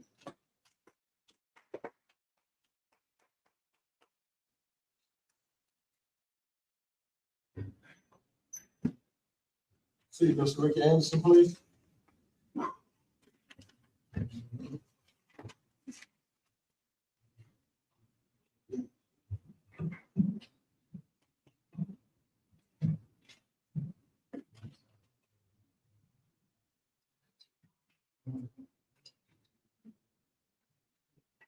Good evening. Ricky Allen Anderson, Baxter, Louisiana, District E. I'm here to talk about the lease agreement with Madison Plaza Realty LLC and the Baxter Police Department not working today. I'm gonna be quick and directly to the point. I have questions you might not want to answer, but I need to ask them. When this lease agreement came up in an ordinance form, was there a package with this project that you want to produce to the public? In other words, was this submitted to the chairman of the finance committee? How much money are we gonna pay Madison Plaza LLC to operate what facility you're trying to put in there is the e-sports? Do we dot our I's about the insurance? Do we dot our I's about who's gonna run it? We know about all who's gonna put in there, but who's gonna pay for all of this other than your lease to LLC?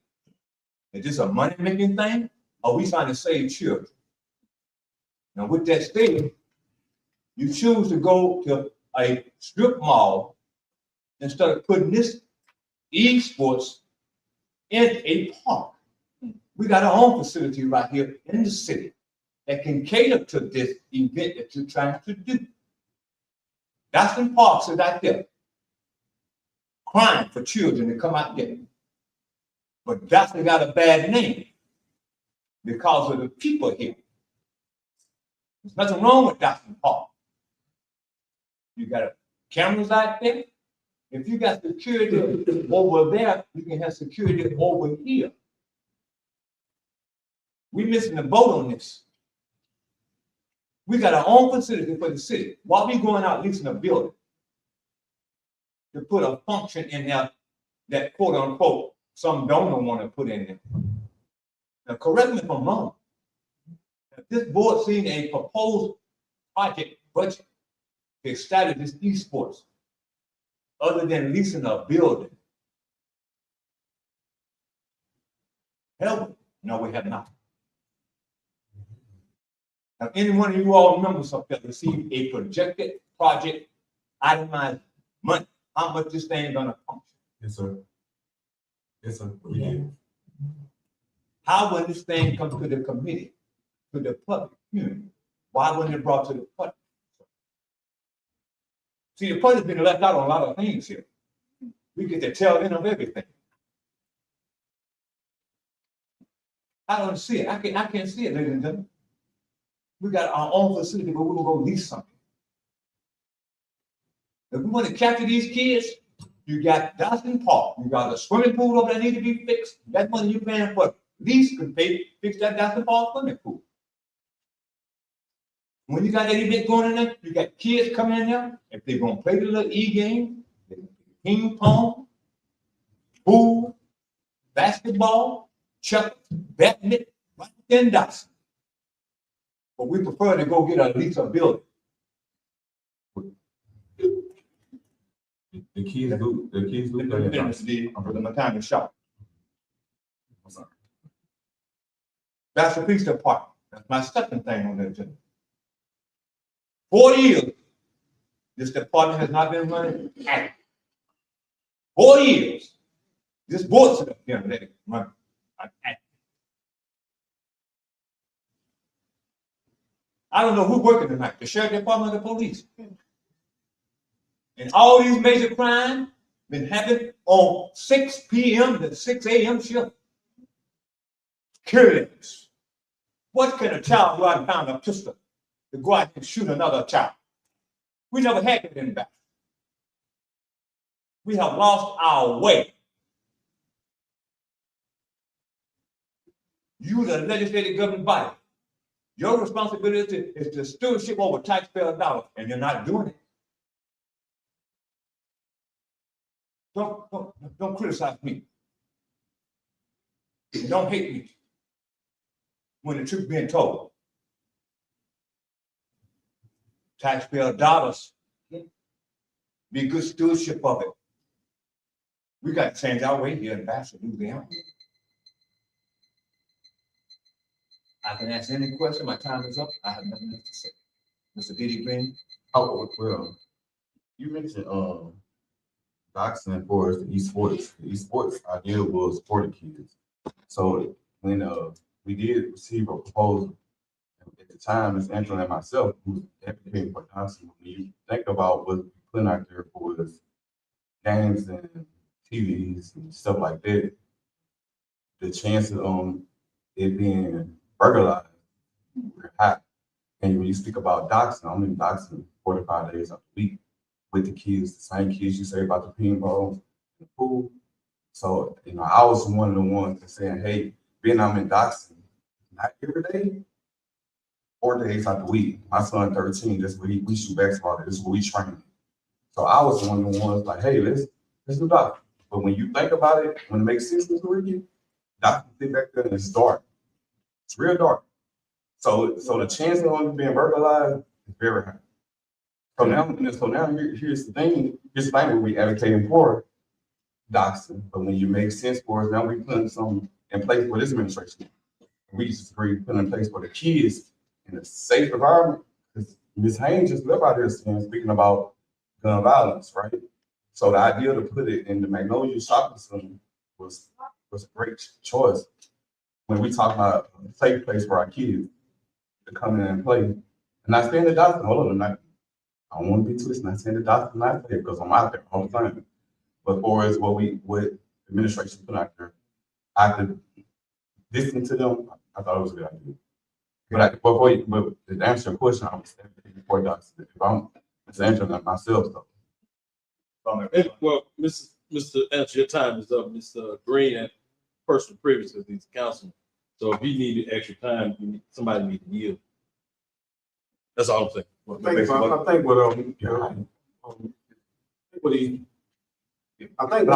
part of this question is he talking about financial aspect of what you he said he want to know if we looked into the overall cost of operating a facility that we lease. I think that's one of his concerns. And he's saying that have we looked at what it's gonna cost insurance? He said, have you got a comprehensive package as to we estimate how much it's gonna cost to run that facility? And Ms. Green, if you yield me time, I can answer all of that. Number one, I'm well, the thing about it, well, you got to yield them. You want to stay in your craft. So you want to get a motion and second to yield more time. Right, you gotta make a motion. So you can take personal privilege because y'all counsel, y'all can speak on anything to you. Y'all get to adjourn. But if you want to engage, let Mr. Anderson continue, you need to yield him more time. I second. How long you need? The minimum time that was required. How many? The minimum time required, 5 minutes or less. 5 more minutes, council. What did you give the emotional part? Things been moved by Mr. Green. Second. 5 minutes. You need a vote. You get a vote. All in favor? Opposed? Mr. Anderson? If I may continue, Mr. Green, with all due respect, sir. My former law enforcement experience tells me this. You're gonna need law and security everywhere. Just because you put up a 16 screen and whatever, that is irrelevant to me, sir. You got you got security cameras out already. That falls back on the police department. If you got patrol in that district, in that area, you can catch a criminal. A criminal gonna criminalize anywhere it go. I don't care if you got a camera up there or not. I cannot accept that, Mr. Green, when you say it's a safe place because Dr. Paul not a safe place. I didn't say that. I'm not saying you said it. I'm saying I don't want you to. I'm saying what you're saying. If you put it in Dawson Park, it'll be most a criminal coming and steal it quicker than sit over there. He's not. That don't make sense to me. I cannot accept it. If you put it anywhere, you're gonna need security anywhere. In my house, your house, any other business. So I'm not gonna say, well, we ain't gonna put it in Dr. Carter because it's so dark over there. Put some light on that back street. These officers patrolling 24/7, but you don't have that. The sheriff department don't patrol in the city like they do out there in the parish. You got to have the city police in here patrolling in every district, patrolling every street. I cannot see why we cannot have a police department open 24/7, 365 days a year when all this foolishness going on. A crime gonna be committed, but you can prevent some crime if you got the presence of a police officer. I don't have police officers coming down my street every day. We have all kind of problems on Camille Street. But like I say, sir, I can accept that just because it's a dark area. I cannot accept that. We're gonna have to be stewardship over our taxpayer dollars, and we're gonna have to be policemen and protecting and serving these communities. That's what we're gonna have to do. We're not doing it. It's getting to a point now. It's getting to a point now. People gonna start taking care of the law in their own hands. They're not gonna ask questions later. Ladies and gentlemen, like I say, Stay right there, Mr. Ricky. Because I think all our goals is to have the city of Bastrop operate 24 hours. You wasn't in here when Chief was here, and I asked the question, what can we do? Like, what can this board do to make sure we get there? Right now, we don't have the numbers. Like, so everybody asked Chief what's the plan. But if you think all our goals not to have the city of Bastrop operating 24 hours, sorry, you're wrong. it can be done. It can be done. I mean, I'm pretty sure the administration open for any ideas you have. Yeah, like, if you have any ideas, like, I spoke to Mr. Law. I spoke with the man. Okay, I didn't know. I'm sorry. Yes, I have. On a personal base. I spoke. Okay. And I tell you one thing, and I'll be directly to the point about it. It needs some changes made in the Bastrop Police Department. Period. Now, you bring it down 19-year-old, 18-year-old, they have young minds. But you start putting the badge on a person 21 years old. Ladies and gentlemen, I'm not gonna take too much time. We've been here all day. Good evening.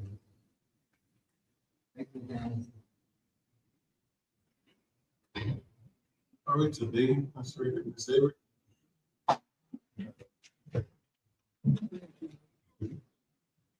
How y'all doing today? Today, how you doing?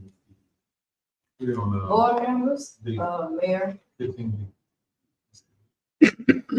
I'm not that. Jennifer Everett, 5152 National Street, Bastrop, Louisiana. And I just want to take a second to piggyback off of what Mr. Ricky said, because every incident, everything that occurs, I try to get.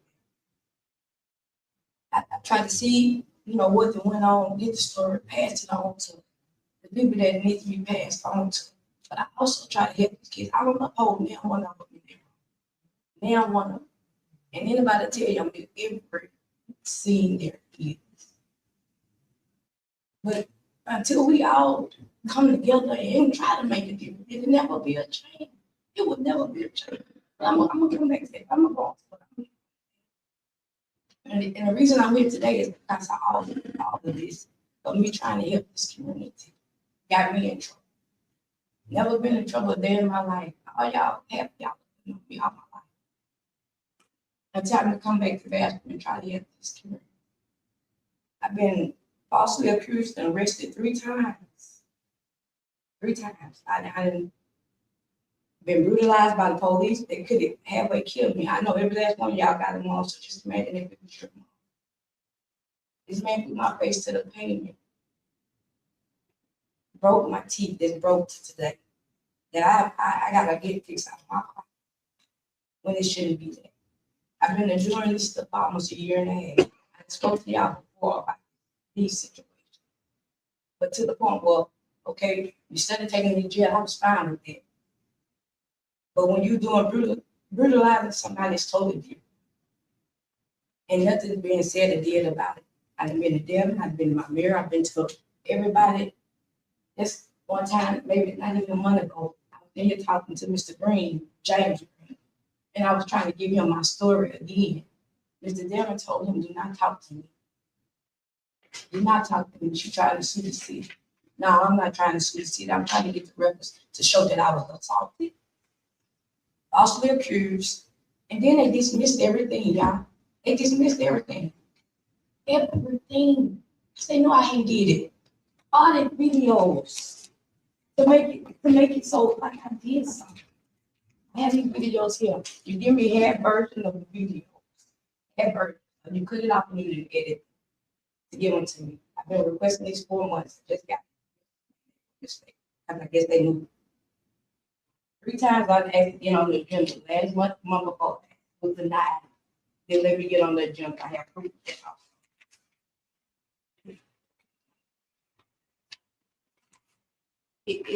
This is following me. I went to school bus driver for 23 years in the state of Texas and 3 here.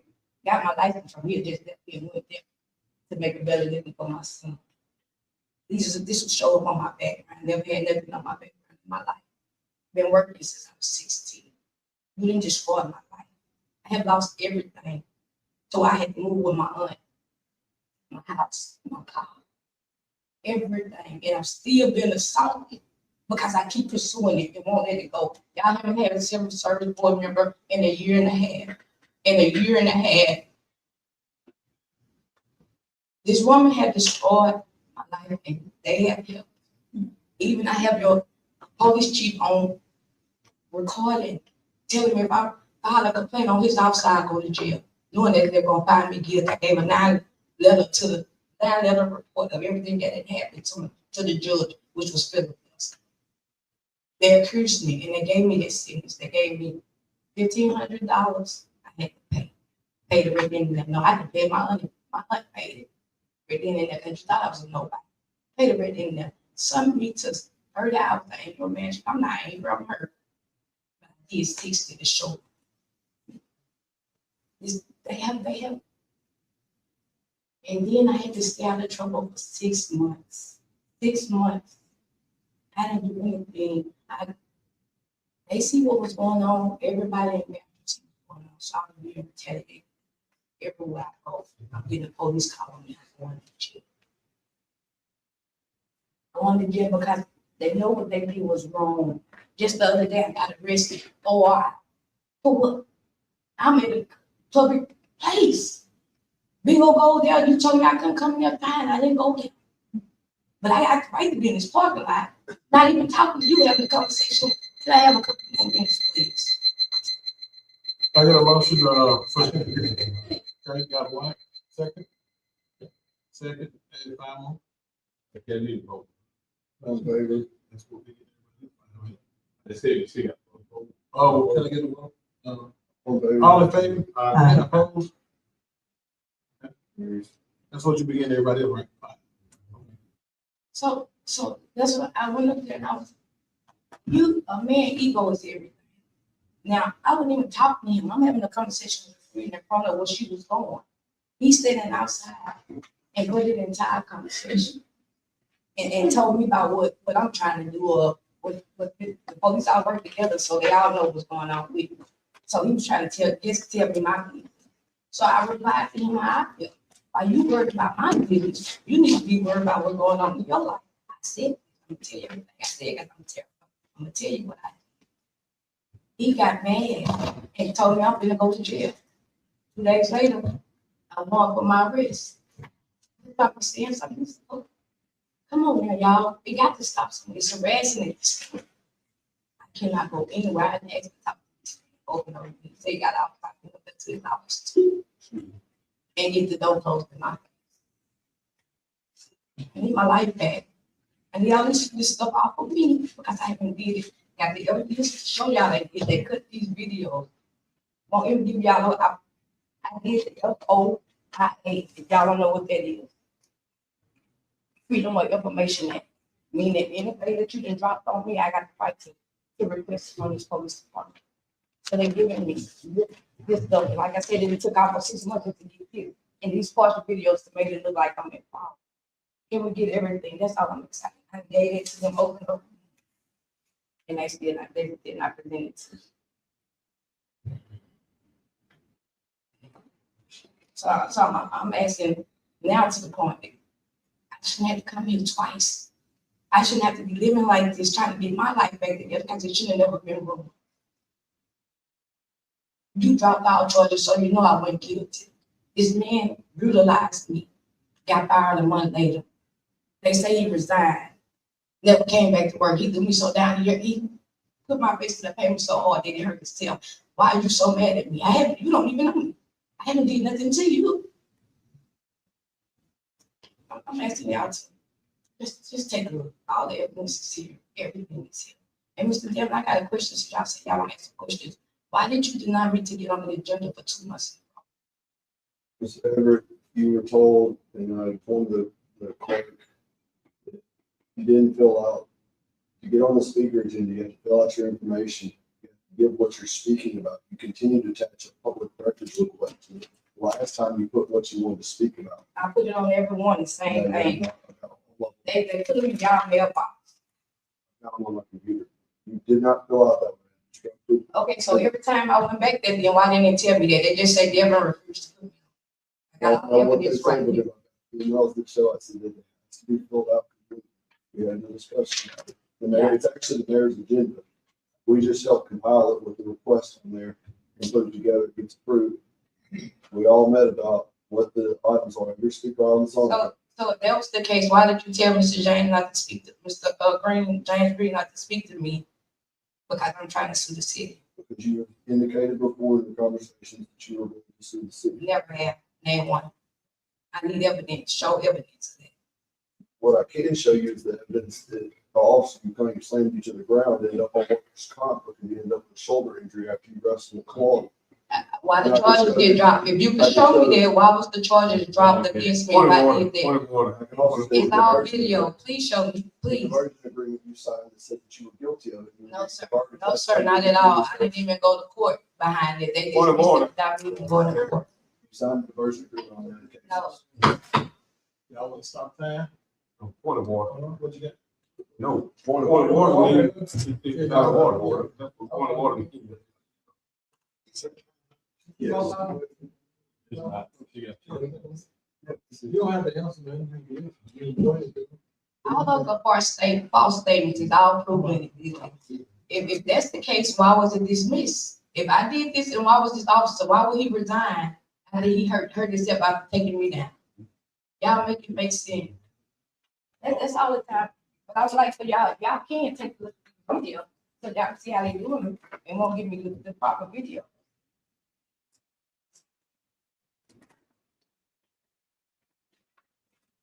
All that, no.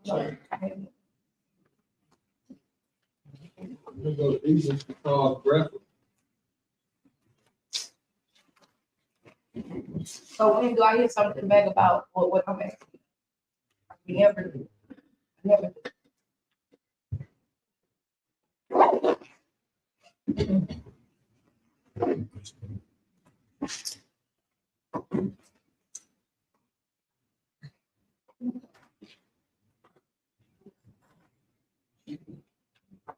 In Charles Bradford, 1320 South Washington Street.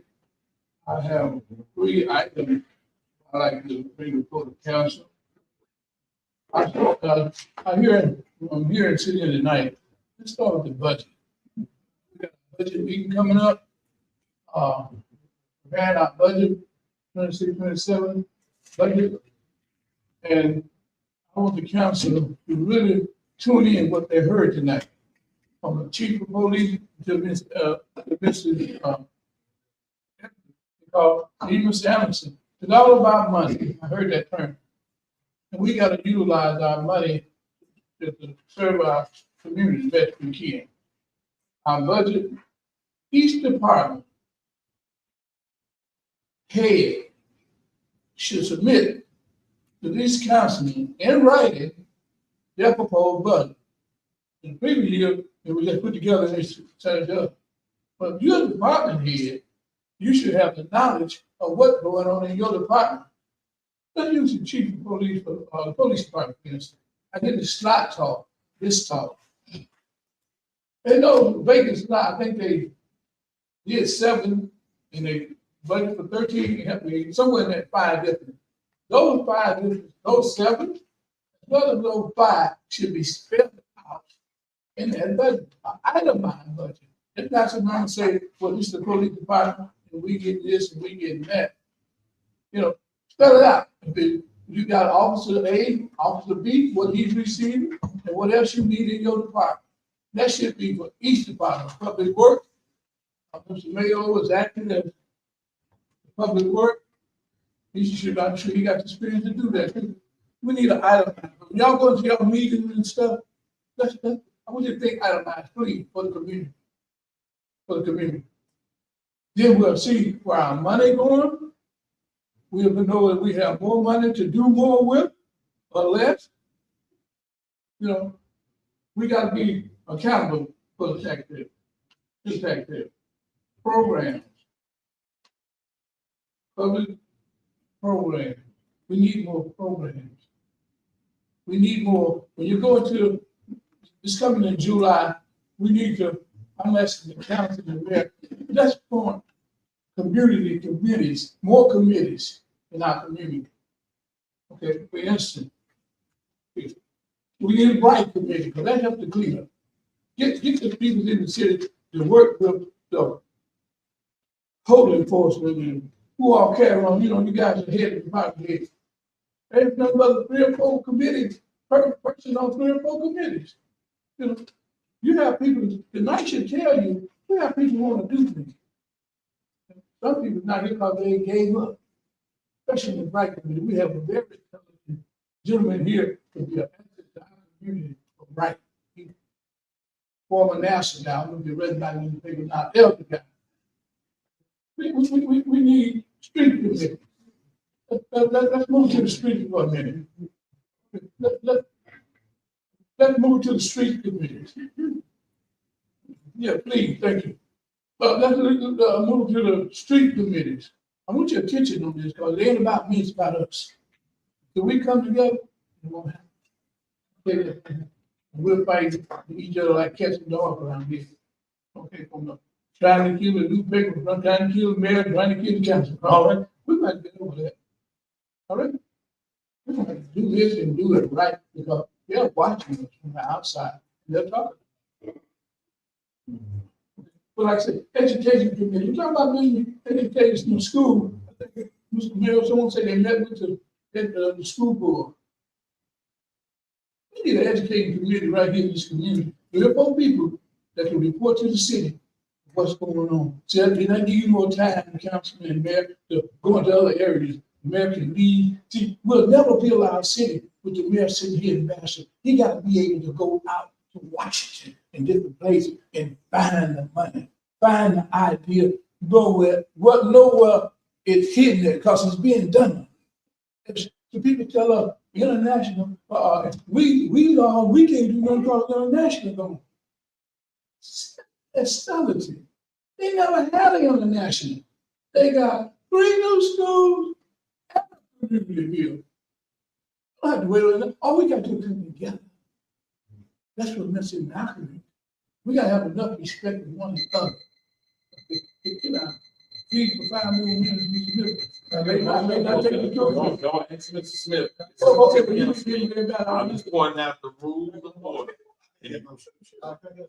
Second. Yeah, what's done? Yeah, take a vote. All in favor? Aye. What I'm trying to say is a street committee, our streets are terrible. Just like we talked about this human here. There's no reason we're not allowing for our stop sign. We got public work, we got people running in our community every day. We got 16 trucks on the road. They ride. They need to get out here and monitor these stop signs, these potholes, these falling in, these bridges. We need to encourage our employees to be alert. Look for these things. Report high grade broken roads and different things of that nature.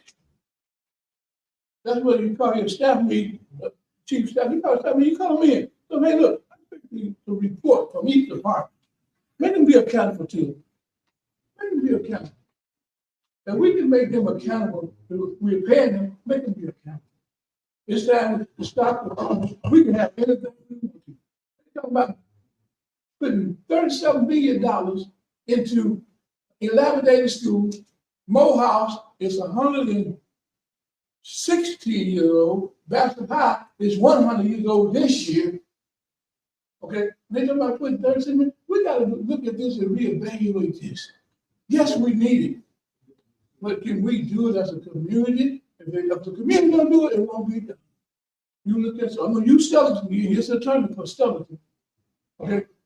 One of the biggest growing communities in Northeast Louisiana, almost in the state. We can do it.